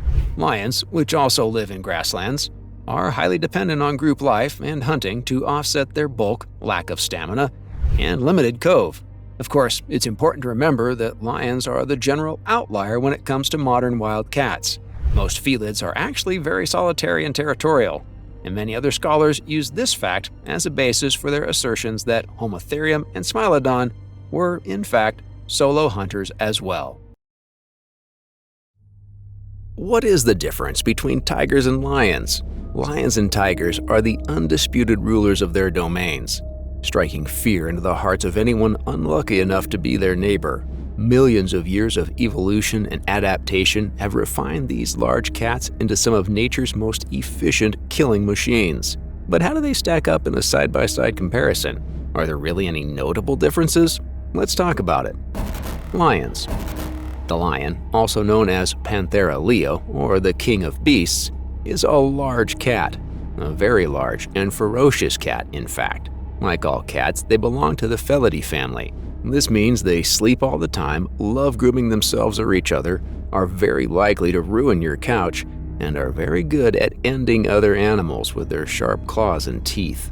Lions are native to much of sub-Saharan Africa and parts of Eurasia, but their range is greatly diminished these days. In Asia, you only find them in the Gir National Park in Gujarat, India. Fewer than 1,000 Asiatic lions remain in the wild. In Africa, lions are also in decline, but still far from critical endangerment. They range from East Africa to much of southern Africa, bar the Namib and Kalahari deserts. These days, almost all wild lions live in national parks or protected areas. However, some towns and cities on the continent are in close proximity to true free-roaming lions, which is pretty nerve-wracking. There have been several subspecies, but they are all pretty much the same apart from a few subtle differences. They range quite a bit in size depending on genetics, age, and abundance of food. Males are much larger than females, ranging between 350 and 496 pounds in weight and reaching 10 feet in body length. Their tails add an additional 32 to 37 inches. They can be up to 4 feet tall at the shoulder. Females are significantly smaller than males, which has its pros and cons. They can weigh anywhere between 240 and 316 pounds. Another major differentiator is the mane. The mane is a bushy, beard-like feature that only males have. This extra fuzz covers the head, shoulders, and neck, making it a form of natural armor in a world of violence. Manes range in size, style, and coloration. Some are almost entirely blonde tawny, others are entirely black, and others are mishmashes of blacks, browns, and rusty reds. Male white lions also grow luxurious platinum manes. In the wild, these big kitties prefer open grasslands and sparse woodlands. The grass is the perfect background for their coats, while open space allows lions to use their numbers more effectively. These grasslands are home to a broad range of game, including deer, pigs, hares, zebra, buffalo, giraffe, and even elephants. Lions are highly adaptable hunters who employ different tactics to tackle different prey and hunting scenarios. They are territorial and social, living in groups called prides. Prides are made up of 2 or more lionesses, cubs, and at least 1 dominant male.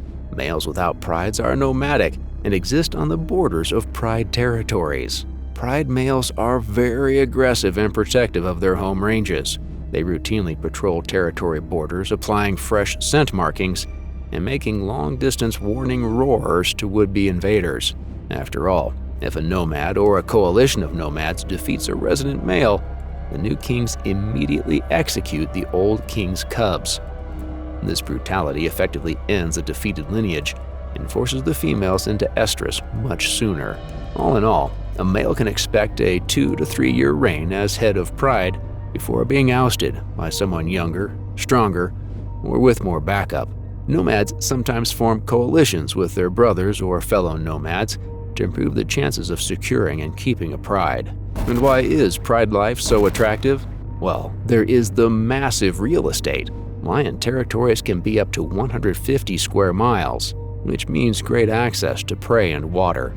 Pride life also comes with females. Not only are lionesses the life givers of future generations, but they are the main breadwinners of the pride. Their smaller frames and lack of manes make them better at stalking and pursuing prey. Lioness hunt squads are hierarchical, with older and more experienced females calling the shots and educating the rookies. Male lions rarely do the hunting, unless some extra muscle is required to bring down a stubborn buffalo or something. Most of the time, males are off patrolling the territory or watching over the family's cubs. Tiger. Like lions, tigers are massive wild cats that are often linked with royalty and nobility. In fact, Panthera tigris is the largest cat species in the world, pipping its maned cousin to the top spot. The tiger's superior size and actual residence in dense forests have led many to call it the true king of the jungle. There are several subspecies, but taxonomists can't ever agree on just how many. Notable examples are the Siberian tiger, Bengal tiger, and Sumatran tiger. Island subspecies like the Sumatran have adapted smaller sizes compared to their continental cousins, likely a result of insular dwarfism. Tigers have historically lived in various habitats throughout Asia, but today they have a greatly smaller range. They live in Siberia, parts of China, the Himalayas, India, and throughout Southeast Asia. The International Union for the Conservation of Nature, IUCN, lists the tiger as endangered. There are fewer than 5,000 individuals left in the wild. Tigers usually live in different kinds of forests: deciduous, evergreen, rainforest, dry forest, and others. They may also be found in swamps, plains, and mountain woodlands. These environments are perfect because they provide a lot of vegetation and shadows that suit the tiger's brown coat and black stripes. Its iconic stripes are unique identifiers for individuals, just like how your fingerprint is unique to you. The stripes are skin deep and visible even when the animal is shaved. This is because the colored hair follicles are embedded in the skin. These cats are highly adaptable, intelligent, and physically powerful. This combination is why they are apex predators, even in wildlands teeming with bears, wolves, and even lions. They range in size depending on the subspecies and sex. Sumatran tigers are the smallest, with a weight range of 165 to 243 pounds. Siberian tigers are the largest cats on Earth and can weigh nearly 600 pounds in some cases. However, exceptionally large specimens are fewer and fewer because of hunters and habitat loss. Male tigers are larger than females of the same subspecies, with the girls about 2/3 the size of the boys. Tigers are also supreme athletes. They can reach speeds of 40 miles per hour in short bursts and launch themselves 16 feet in the air. Combined with stealth and camouflage that allows them to get within whispering distance of prey, these physical attributes make the tiger virtually unstoppable. Running into the water won't save you either. Unlike your house cat, tigers love water and they are very strong swimmers. They often dive into rivers, lakes, and even the sea to fish and look for crabs. They also have the biggest weaponry in the feline kingdom. Sharp, retractable claws allow it to climb and grip prey, while sharp teeth are the ultimate killing tool. They also have scissor-like carnassials that slice off juicy chunks of flesh. Prey ranges from pigs, deer, monkeys, birds, fish, crocodilians, water buffalo, and juvenile elephants. Smaller prey like monkeys and birds usually have their necks snapped instantly, while larger prey like deer are suffocated. Like lions, tigers are highly territorial. Their territories are also quite large, affording them plenty of land to hunt, play, and reproduce. Unlike lions, tigers are solitary cats. They mainly come together to breed or to fight over territory. Males have larger territories and will allow females' territories to overlap with theirs and even socialize briefly or share food. However, most of a tiger's life is led in quiet solitude. How are they different? These animals differ in quite a few ways. For starters, there is size. While lions are larger on average, the largest tiger subspecies, like Bengal and Siberian tigers, are larger than even the biggest lions. This also means tigers have bigger claws and bigger skulls housing bigger teeth. Tigers also have greater muscle mass per pound than lions. Approximately 72% of a tiger's body mass is pure protein, with only 7.7% body fat. Lions have about 58% muscle mass and 14% body fat.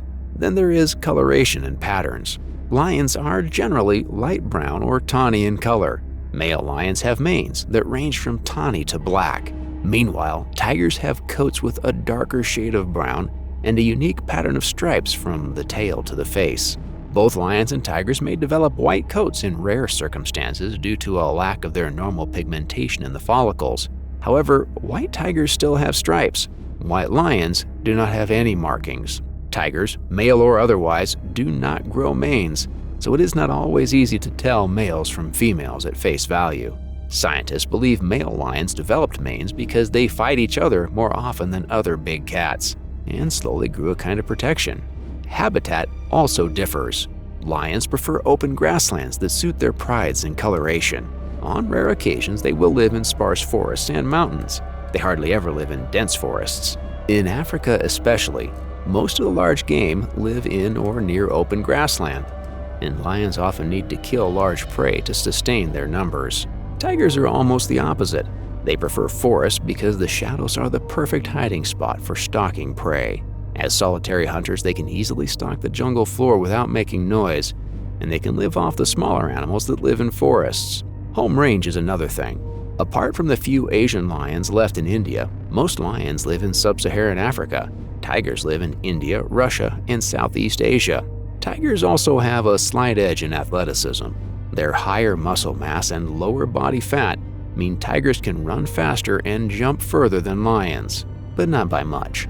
Lions are well-honed hunters of zebra, wildebeest, and buffalo, so that means they have more than enough athleticism themselves. Next is sociability. Lions are very social and form prides with up to 40 members. Nomadic lions spend years trying to secure a place in a pride and even form bachelor coalitions to achieve this goal. Tigers are largely solitary and establish solitary territories. Tigers are only seen together when mating, rearing cubs, clashing, or during random chance encounters. Tigers also have greater bite force than their cousins. The striped cats have been recorded exerting around 1,050 pounds per square inch (psi) of pressure, while lions have a bite force of 650 psi. What is the difference between leopards and snow leopards? They might look like cousins at a glance, two spotted predators, powerful, silent, and cloaked in rosettes. But behind the fur lies a tale of two worlds. One thrives in sweltering jungles and dusty savannas, the other in cold, desolate mountains where even breathing feels like a challenge. Both are predators, yes, but one is a ghost and the other a shadow. Today we're going beyond appearances. We're diving into what truly separates the leopard from the snow leopard and why these two cats, often mistaken for one another, are more different than anyone expects.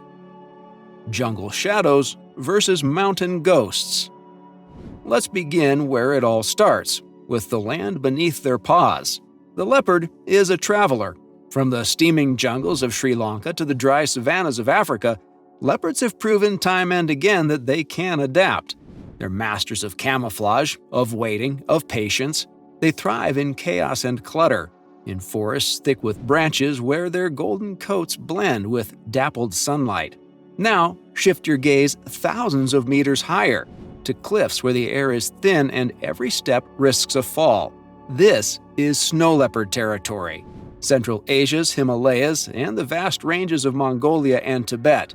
Here, survival demands more than stealth. It demands endurance. Snow leopards roam across hundreds of square kilometers. Solitude is their kingdom. The trees vanish, the snow comes, and suddenly, that beautiful coat isn't just camouflage, it's armor. Thick, dense, designed to trap warmth. The tail so massive and fluffy it becomes a scarf in the wind. Both cats evolved for their terrain, but while leopards mastered variety, snow leopards were shaped by scarcity. They aren't just different animals, they're different answers to the same question: how does a predator endure? Similar, until you really look. At first glance, it's easy to mistake one for the other. They both wear rosettes. They both have lean, muscular builds. And yet, once you've truly seen both, you'll never confuse them again.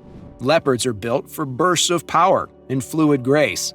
Their bodies are compact, with strong shoulders and massive jaws, perfect for dragging prey up trees. Their coats range from golden yellow to rich bronze, dappled with crisp, defined black spots. Their tails? Long, yes, but nothing compared to what's coming. Now, meet the snow leopard. Paler, almost ghostly in color.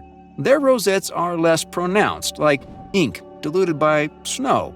Their bodies? Slightly shorter, stockier, built not for sprinting, but for climbing, for balancing, for enduring bitter cold. And the tail? It's a marvel. Thick as a human forearm, it acts like a rudder, a blanket, and even a signal when curled around cubs in the wind. Then there's the face. The leopard stares at you with intense, focused fire, like a coiled spring waiting to strike. The snow leopard, though, its face holds mystery. Those wide nasal cavities, that slightly shorter snout, all adapted to high-altitude breathing. But somehow, it feels more distant, more ancient, like it remembers glaciers where others remember trees. The silent hunter versus the invisible one. Leopards are legends of stealth. They stalk through grass, crawl across tree branches, and strike without a sound. They live close to human civilization, often too close. In fact, some leopards prowl city outskirts in India and Africa, slipping between alleyways and abandoned fields, taking livestock, sometimes more. They adapt to noise, they learn patterns.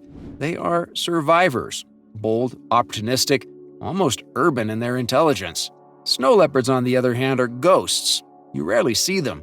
Even researchers spend years trying to spot one in the wild. Their behavior is wrapped in silence and distance. They're solitary, secretive, and ultra-specialized. They stalk ibex, blue sheep, and mountain goats across ledges where one slip means death. They don't waste energy. Every step, every breath is calculated. Leopards might share territory with lions and hyenas, and they've adapted to hide their kills in trees. But snow leopards? Their only competition is the elements. Predators of the sky, blizzards, avalanches, the slow death of cold and hunger.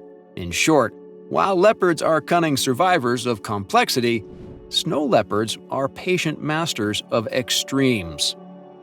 Physical power. What's behind the claws?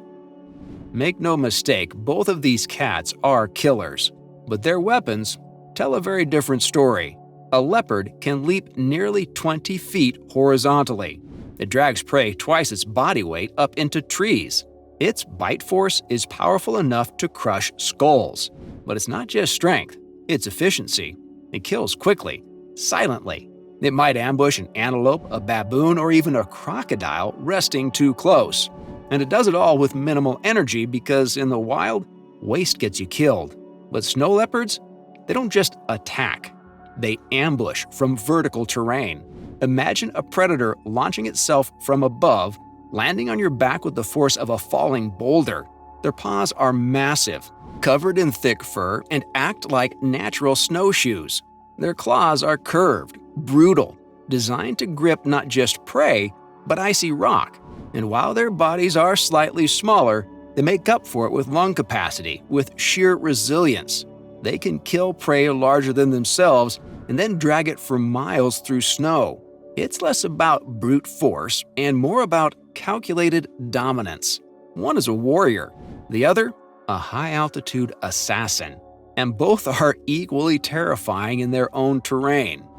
When did they split? Here's something many don't know. Snow leopards and leopards are close, but not that close. Leopards belong to the Panthera genus, and so do snow leopards, but snow leopards sit in a bit of a genetic gray zone. While leopards are more directly related to lions and jaguars, snow leopards share traits with tigers. They diverged from a common ancestor about 2 million years ago, a time when the Earth was colder and great migrations were reshaping everything. Snow leopards adapted for mountains and cold. Leopards remained generalists, spreading wide, diversifying, adapting to forest, grassland, and even desert. This evolutionary split created two beasts, one that bends with the world and one that defies it. They are branches from the same ancient tree, but shaped by entirely different storms. Throughout history, leopards have been symbols of power. From African masks to Asian scrolls, they appear again and again. Stealthy, fierce, beautiful. They're feared and admired, often called the perfect predator. But snow leopards, they belong to legend. In Mongolia, they're called urves, spirit guardians of the mountains. In ancient Tibetan stories, snow leopards were seen as protectors of valleys and sacred animals that should never be hunted. Some cultures believe seeing one brought either great luck or a message from ancestors. And because they're so rarely seen, their presence always felt otherworldly. Even today, finding a snow leopard in the wild feels like a miracle. They're endangered, precious, nearly invisible. They've become ambassadors for conservation and for what it means to protect the last wild places. So yes, leopards are predators, but snow leopards are whispers, myths, and sometimes that makes them even more powerful. So what is the difference between leopards and snow leopards? It's not just their fur or their size or even their home. It's the way they've evolved, the way they move, the way they've responded to the world around them. The leopard is an all-terrain machine, versatile, deadly, and unstoppable in its adaptability. The snow leopard is a specialist, elusive, elegant, and hauntingly quiet. One is everywhere. The other is a ghost. And when you realize that, you stop asking which is stronger or which is better, and instead you marvel at how nature created two different masterpieces from the same original canvas. What was the difference between Smileodon fatalis versus Smileodon populator? Did saber-toothed tigers come in different sizes and styles? Ever wondered who would win in a prehistoric face-off between Smileodon fatalis and Smileodon populator? Which one was bigger, badder, or more saber-toothy? These two Ice Age felines were close cousins, yet they weren't carbon copies of each other. In fact, they differed in everything from size and build to where they roamed and how they might have behaved. One was a North American powerhouse nicknamed the Deadly Cat. The other was a South American giant aptly dubbed the Destroyer. Both were apex predators with dagger-like teeth. But what set them apart?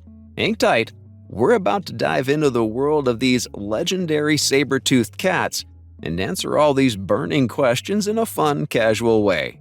By the end, you'll know exactly how Smileodon fatalis and Smileodon populator stacked up against each other, from their killer physiques to their hunting habits.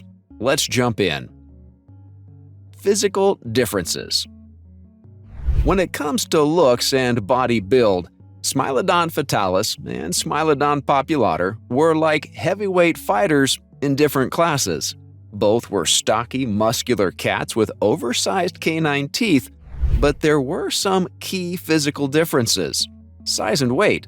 Smileodon populator was significantly larger and heavier than Smileodon fatalis.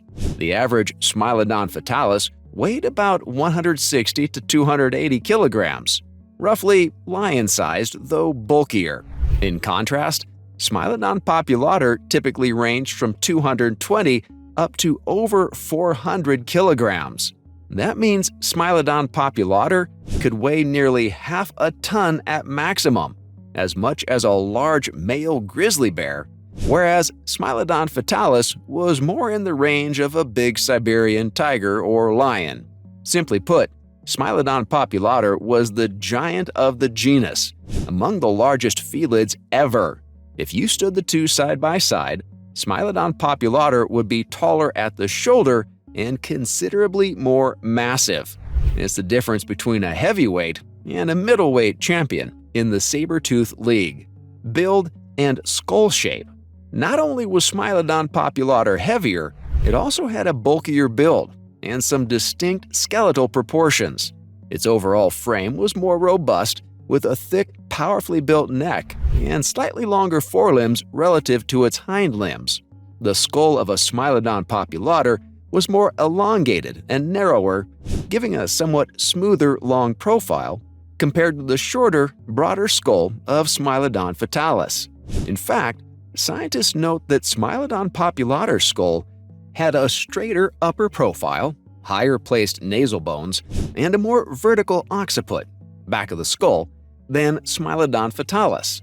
These features may have given Smileodon populator a slightly different head shape, perhaps a little bit less domed and more streamlined from snout to crown.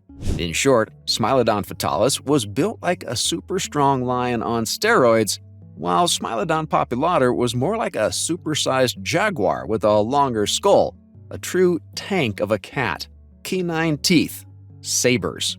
These iconic saber teeth were enormous in both species, but Smileodon populator takes the prize for fang size.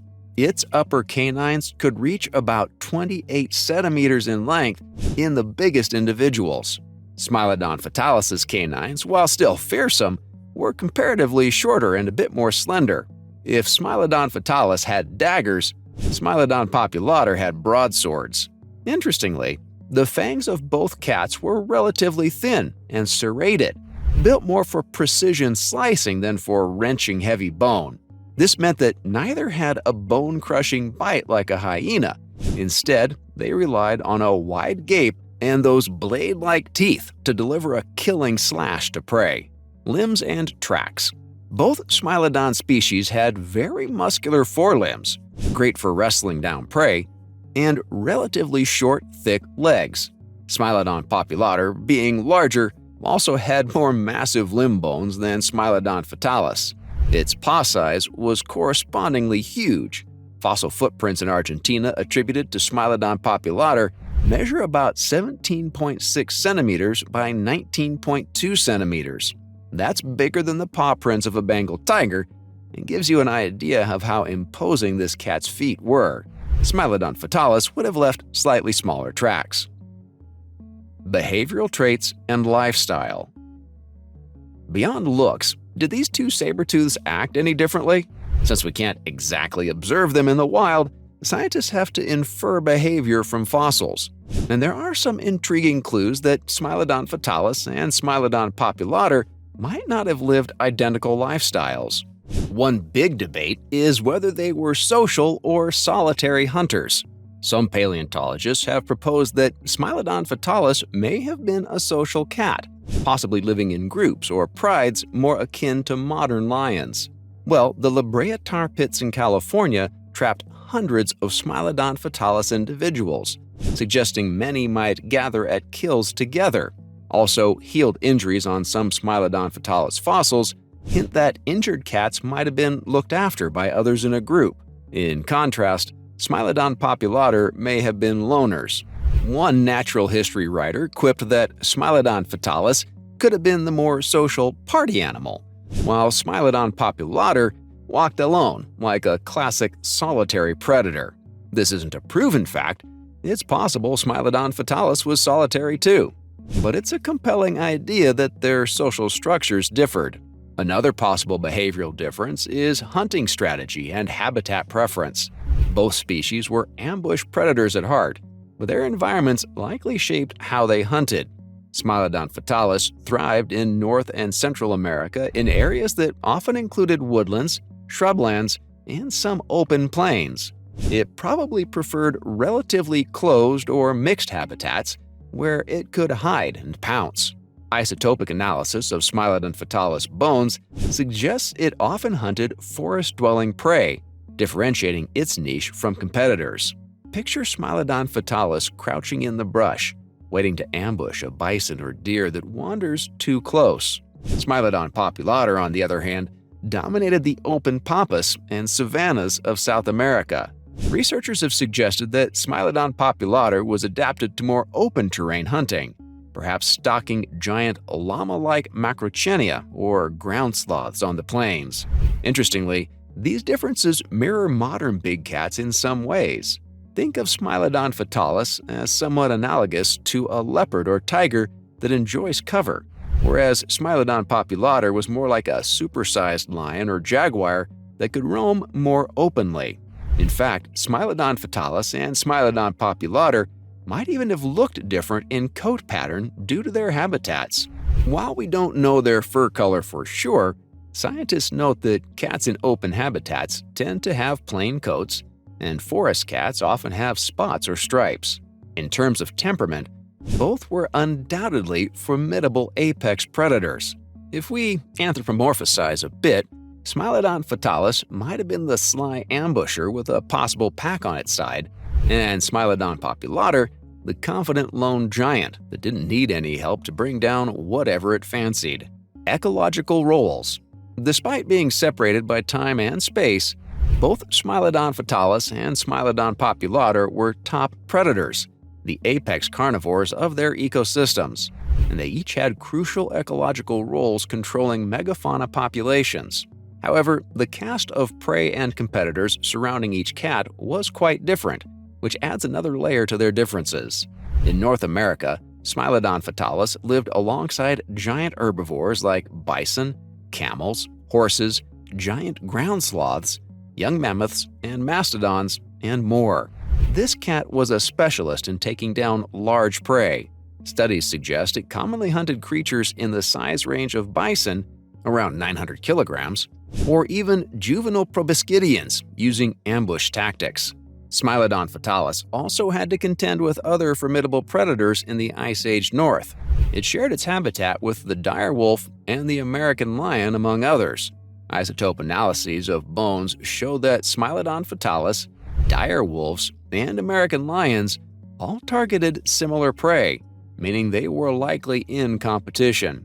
However, these same studies hint that Smilodon fatalis might have focused on more forest-based prey, while wolves and lions ranged more in open areas. In essence, Smilodon fatalis may have carved out a niche ambushing in heavier cover, partly to avoid going head-to-head with packs of wolves or the larger lions on the open plains. Ecologically, Smilodon fatalis was the ambush assassin that helped keep populations of big herbivores in check. Down in South America, Smilodon populator was the undisputed king of predators. In fact, once it arrived on the scene, after the Great American Biotic Interchange through Saber-Cat South, no other felid matched it in size. There were no native lions or tigers in South America. Smilodon populator filled the top big cat niche by itself. Its likely prey included Pleistocene South American megafauna such as giant ground sloths, Macrauchenia, Toxodon, and possibly young glyptodonts or giant camelids. A full-grown adult Smilodon populator could probably wrestle down pretty much anything short of an adult elephant-sized creature. And whereas Smilodon fatalis had to share its dinner table with dire wolves and lions, Smilodon populator's main competition might have been huge short-faced bears, like Arctotherium, or packs of Ice Age wolves that made it south. Interestingly, both Smilodon fatalis and Smilodon populator met the same fate despite their differences. They went extinct about 10,000 years ago in that sweeping end-Pleistocene extinction that wiped out most of the megafauna in the Americas. So what's the bottom line on Smilodon fatalis versus Smilodon populator? In a nutshell, Smilodon populator was the bigger, beefier South American cousin, while Smilodon fatalis was the slightly smaller but still muscle-bound North American cousin. Physically, one upsized the other. Populator had size and weight on its side, plus a longer skull and bigger sabers, whereas fatalis was a bit more compact but likely more agile in wooded environments. Behaviorally, they may have differed in social habits and hunting style. Smilodon fatalis possibly coordinating in groups and stalking in forests, and Smilodon populator ambushing solo out on the open plains. They lived on different continents with different prey and challenges. Bison and dire wolves up north, giant sloths and solitude down south. If we could answer that cheeky question of who would win in a fight, it's tempting to bet on the larger Smilodon populator. But remember, Smilodon fatalis was no pushover. It might have had backup from its pride and was every bit a finely tuned killer in its home turf. Thankfully for them, and perhaps for us, these two never actually met in the wild, so that showdown stays in the realm of fantasy. What's not fantasy is how fascinating these differences are. Each species was uniquely adapted to its environment, and each was a superstar of its domain. What is the difference between Barbary lions and African lions? Have you ever heard of a lion that roamed snowy mountains? It might sound like a fairy tale, but such lions really existed. Meet the Barbary lion, once found in the Atlas Mountains of North Africa. Now, how is that different from the African lions you see on safari or in nature documentaries? What is the difference between Barbary lions and African lions, and how can you tell which is which? These questions spark a wild comparison. One lion prowls in chilly forests and rocky slopes, the other rules the hot savannas. One grew an extra fluffy coat fit for winter, the other enjoys the sunshine on open plains. By the end of this video, you'll know the difference between Barbary lions and African lions, from their looks and homes to how they live. Appearance. At first glance, Barbary lions and African lions look similar. Both are big cats with powerful builds. But if you look closer, you'll spot some key differences in appearance. The male Barbary lion was famous for its impressive mane, a thick, long, dark fur that extended over its shoulders, chest, and even belly. This mane was like a built-in winter coat, keeping the Barbary lion warm in cold mountain weather. In fact, Barbary males often had long hair on their front legs and stomach, making them look extra shaggy. African lions also have manes on the males, but these manes vary a lot. In the hot savanna, a super thick mane can be uncomfortable, so many African lion males have shorter, lighter-colored manes, and in very hot regions, some males have almost no mane at all. It's like they got a summer haircut. The Barbary lion's mane was usually darker and fuller than what you'd see on most African lions. There's also a difference in size that many people talk about. Barbary lions were known to be among the largest of all lions. Historical accounts and research suggest a full-grown Barbary male could measure about 7.5 to 9.1 feet from nose to tail and weigh as much as 507 pounds. Regular African lions are no lightweights either. A big male African lion typically weighs around 400 to 420 pounds and measures about 8.2 to 9.1 feet in length. Habitat and range. Why did the Barbary lion grow such a grand mane and possibly get larger? A lot of it has to do with habitat and climate. The Barbary lion lived in North Africa, specifically the region known as the Maghreb, which spans from Morocco across Algeria to Tunisia and even into western Egypt. Unlike the African lions further south, Barbary lions aren't lounging under acacia trees on open grassland. They roamed mountainous forests, coastal woodlands, and even edges of the Sahara Desert. Their home turf included the Atlas Mountains, where winters could be cold and snow sometimes blanketed the peaks. That's right, these lions sometimes had to deal with chilly temperatures and maybe even snow. Growing a longer, thicker mane and generally thicker fur was likely helpful for a Barbary lion to stay warm during cold Atlas Mountain nights. In contrast, African lions live in a much warmer range. Today, African lions are found only in parts of sub-Saharan Africa, basically the middle and southern regions of Africa, below the Sahara Desert. They love habitats like savannas, grasslands, and open woodlands. They can also live in scrublands and some semi-desert areas, but generally, you won't find African lions in dense rainforest or extreme cold. The heat of the savanna means African lions don't need super thick fur. A lighter mane and coat help them stay cool. So, geographically, the two lions were separated by the Great Sahara Desert. This separation meant they evolved slightly different ways to cope. The Barbary lion's range was more limited and rugged. Prey was scattered, and human settlements also were encroaching over time. African lions, on the other hand, historically had a huge range. Another big difference related to habitat is what happened to them in those places. The Barbary lion's habitat was greatly reduced by humans. North Africa saw heavy human population growth and habitat loss over centuries, and lions were pushed into smaller pockets in the mountains. By the mid-20th century, Barbary lions disappeared from the wild. The last known wild Barbary lion was probably shot in the 1940s in Morocco. They simply couldn't survive with people hunting them and their forest homes shrinking. Meanwhile, African lions still roam wild in sub-Saharan Africa, although in fewer numbers than before. Behavior and social life. Perhaps the most striking difference between Barbary lions and African lions is how they behave socially. Lions are famous for being the only cats that live in large family groups called prides. If you've seen photos of African lions, you often see a big pride, maybe a dozen females lounging together, their cubs playing, and a couple of majestic males guarding the group. African lions are indeed very social. The pride life means African lions team up for hunting and share family duties. Now, compare this to what we know of the Barbary lion. The Barbary lion lived in an environment where prey was scarcer and more spread out. Because of this, Barbary lions behave more like lone wolves. They did not form large prides at all. Instead, Barbary lions were usually seen alone, in pairs, or in very small family units. Often, it might be just a male and female together, possibly with some cubs tagging along, but not the big group of aunties and cousins that African lions have.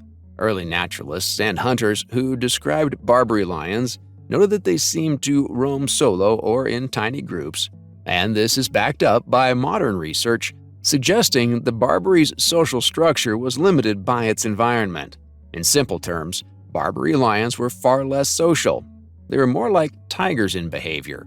Tigers usually hunt and live alone, whereas African lions are the socialites of the cat world.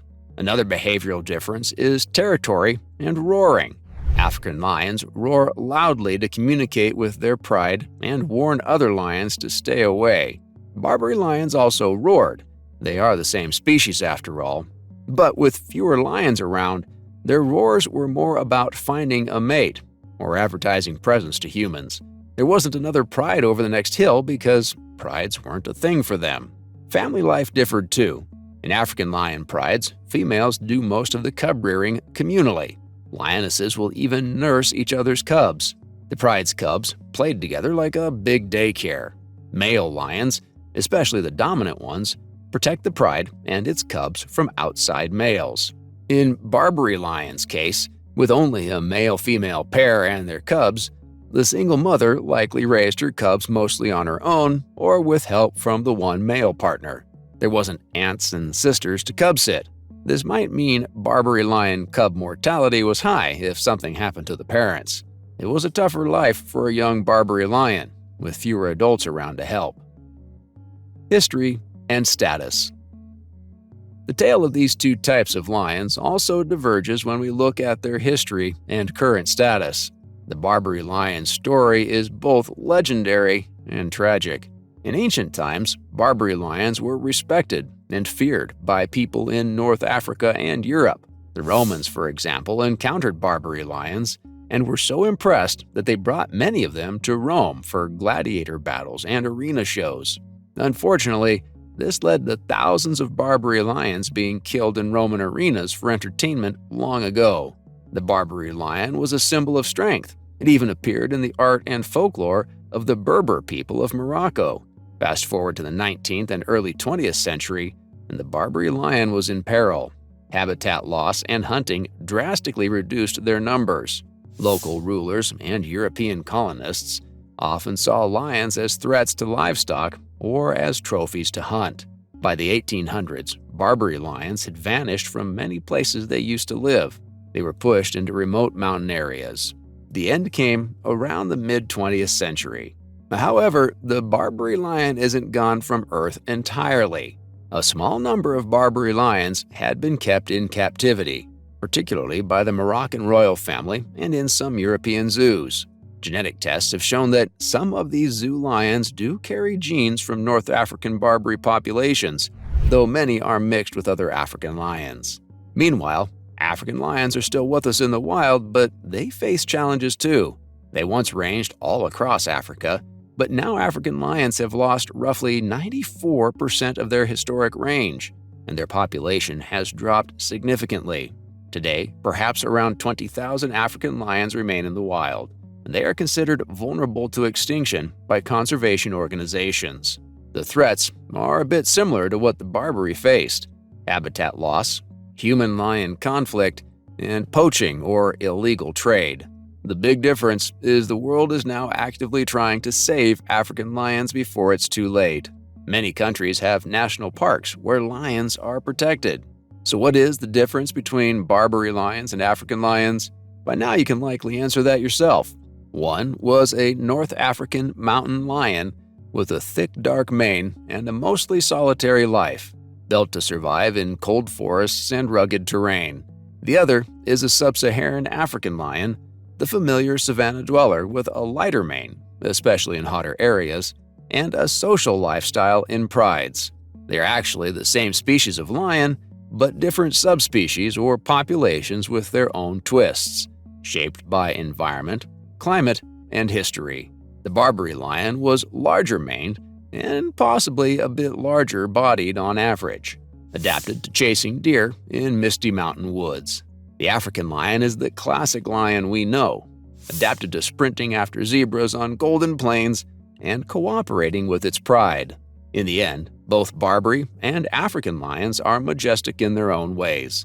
Imagine walking in the Atlas Mountains long ago A Barbary lion could be watching you from a rocky ledge, alone and proud. Now imagine standing on the Serengeti. An African lion pride might be sprawled under an acacia tree, with cubs playing around their mothers. Two very different scenes, two very different lions, yet cousins under the skin. What was the difference between Macyrodus and Homotherium? Macyrodus and Homotherium were both saber-toothed cats, but they weren't identical twins. In fact, their bones tell two very different stories. Was one bigger? Did one prance like a lion and the other slink like a hyena? By digging into the fossils, we can see what sets them apart. In today's video, we'll compare their skulls, bodies, teeth, and even hunting tricks, all from the hard evidence left in stone. Ready to find out which bone belongs to which cat? Time travel predators. First off, Macyrodus and Homotherium didn't roam the earth at the same time. Macyrodus was an ancient cat of the Miocene, cruising Africa and Eurasia roughly 12.5 to 8.7 million years ago. That's way before the age of early humans. Homotherium showed up much later, during the Pliocene to late Pleistocene, about 4 million to 0.012 million years ago. In other words, Macyrodus was already extinct by the time Homotherium's cub took its first steps. Not only did they live in different eras, but their family tree branches are distant. Both are in the saber-tooth subfamily Macyrodontinae, the group of extinct big cats with long canines, but Macyrodus is one of the earlier primitive members of this clan. Homotherium is a later scimitar-toothed cat, part of a branch that includes other well-known saber cats like Smileodon, the saber-toothed tiger, but it's actually not closely related to Smileodon. Fossils and genetic studies suggest Homotherium's ancestors were more derived or evolved than Macyrodus. For example, Macyrodus likely gave rise to Macyrodus, which in turn led to Homotherium. Size and shape. On paper, these cats were both big, but with slightly different builds. Macyrodus was often lion or tiger-sized. Its type species, Macyrodus aphanistus, weighed on average around 258 to 628 pounds, roughly the weight range of a large modern tiger.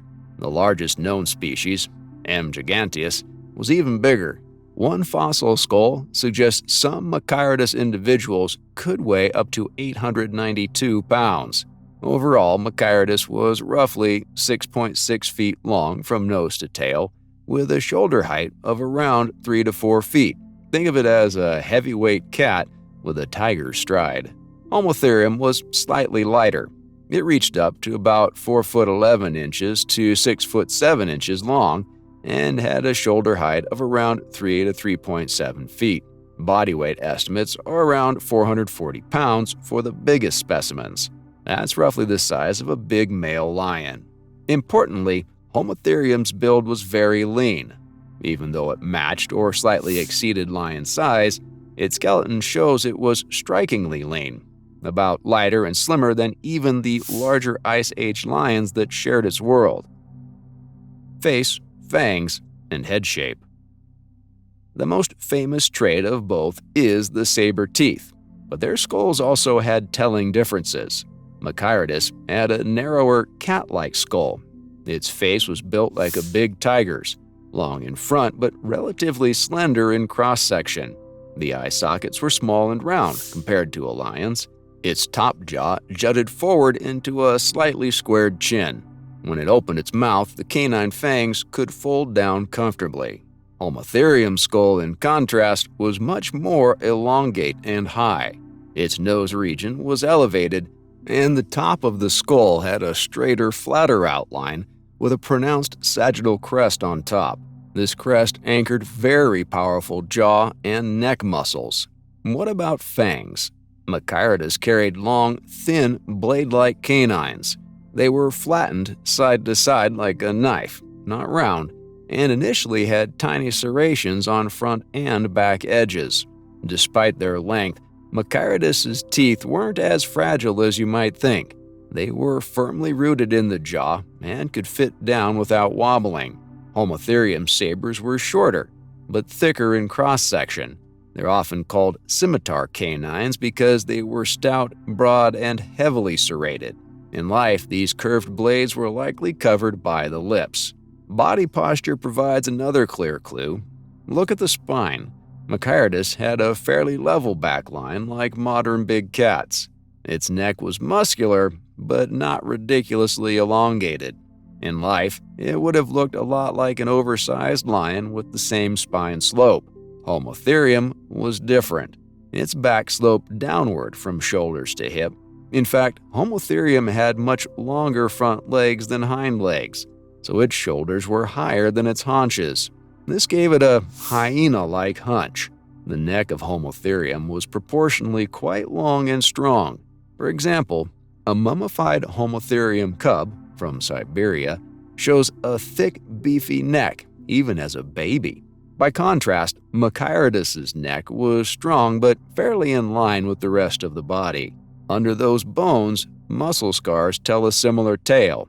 Macyrodus had a thick, strong neck and chest. It was built to wrestle big prey. Fossil neck vertebrae show clear adaptations for strong, vertical head movement, letting it drive the sabers down on prey. Biomechanical studies estimate a full-grown Macyrodus aphanistus could deliver a bite force around 1,077 newtons at its canines. This isn't as high as a big lion's bite, but combined with its sabers and neck strength, it was enough to be an apex predator. Macyrodus wounds the prey by cutting, and its neck muscles bore the brunt of the job. Homotherium's neck was also very strong and flexible. The muscle attachment sites on the skull are huge, and its powerful neck muscles likely helped control the jaws with fine precision.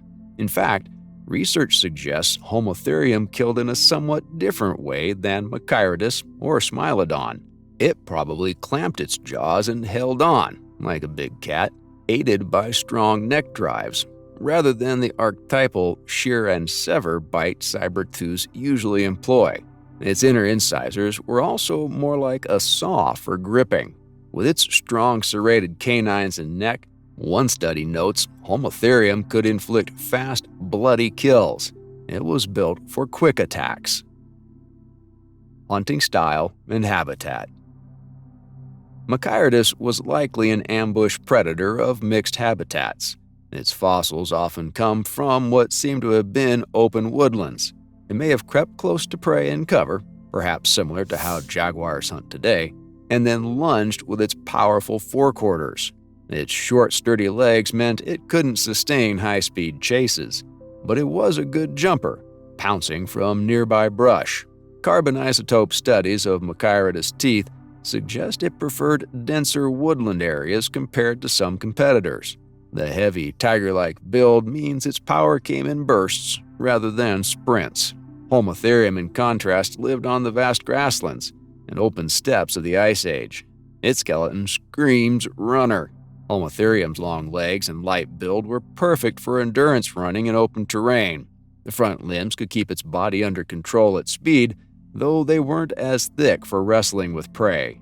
Paleontologists think Homotherium was a pursuit hunter, able to trot or run after prey over moderate distances.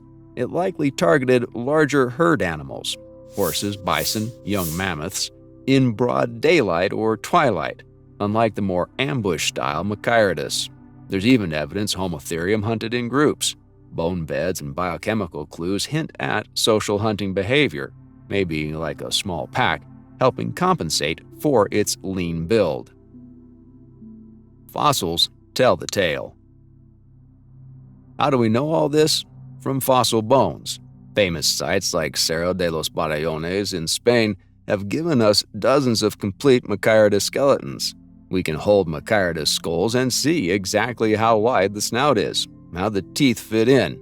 Homotherium bones show up around the world, from giant Texas sinkholes to Siberian permafrost. In particular, a nearly complete Homotherium cub, a 3-week-old puppy, frozen in Yakutia, gave insight into its coat and proportions. Even baby bones confirm the long neck and short tail. Museums now display Homotherium skeleton mounts with the sloping back posture you read about. By comparing these bones side by side, paleontologists can point out the differences. For example, look at the shoulder heights on skeletons. Macyrodus bones align shoulder and hip, while Homotherium's are off-kilter. The skull of Macyrodus fits a taller muzzle gap because its teeth are narrower. Homotherium's deeper skull accommodates broader canines. To sum it up in plain terms, Macyrodus was like a heavyweight panther or tiger, sturdy, well-muscled, with a normally sloped back. It had very long, knife-like upper canines, serrated when young, that fit back into a long muzzle. Macyrodus' teeth were embedded deeply, and its skull was narrow and cat-like. Its body was shorter in the legs, good for jumping, and it probably ambushed prey in woodlands. In contrast, Homotherium was more of a sleek marathon runner. It looked partly like a hyena crossed with a lion, long front legs, shorter rear legs, a very short tail, and a downward sloping back. Its head was broad and high, with big serrated fangs, though a bit shorter than Macyrodus's, plus prominent incisors out front. It wasn't as powerfully built for grappling, but it could chase down prey on open plains. So, if you stumble onto their fossil skeletons, Macyrodus' frame looks like a chunky tigerish cat, with a normal height hindquarters and a long tail, whereas Homotherium's frame would catch your eye with its slanted back and long forelimbs and an almost stubby tail. In short, Macyrodus equals a lanky lion tiger cat with deadly sabers. Homotherium equals hyena lion with scimitar teeth and a racing build. Now you can tell Macyrodus and Homotherium apart. Fossils don't lie, and they tell us Macyrodus and Homotherium may both be fierce saber-toothed cats, but they stalked and struck in very different ways.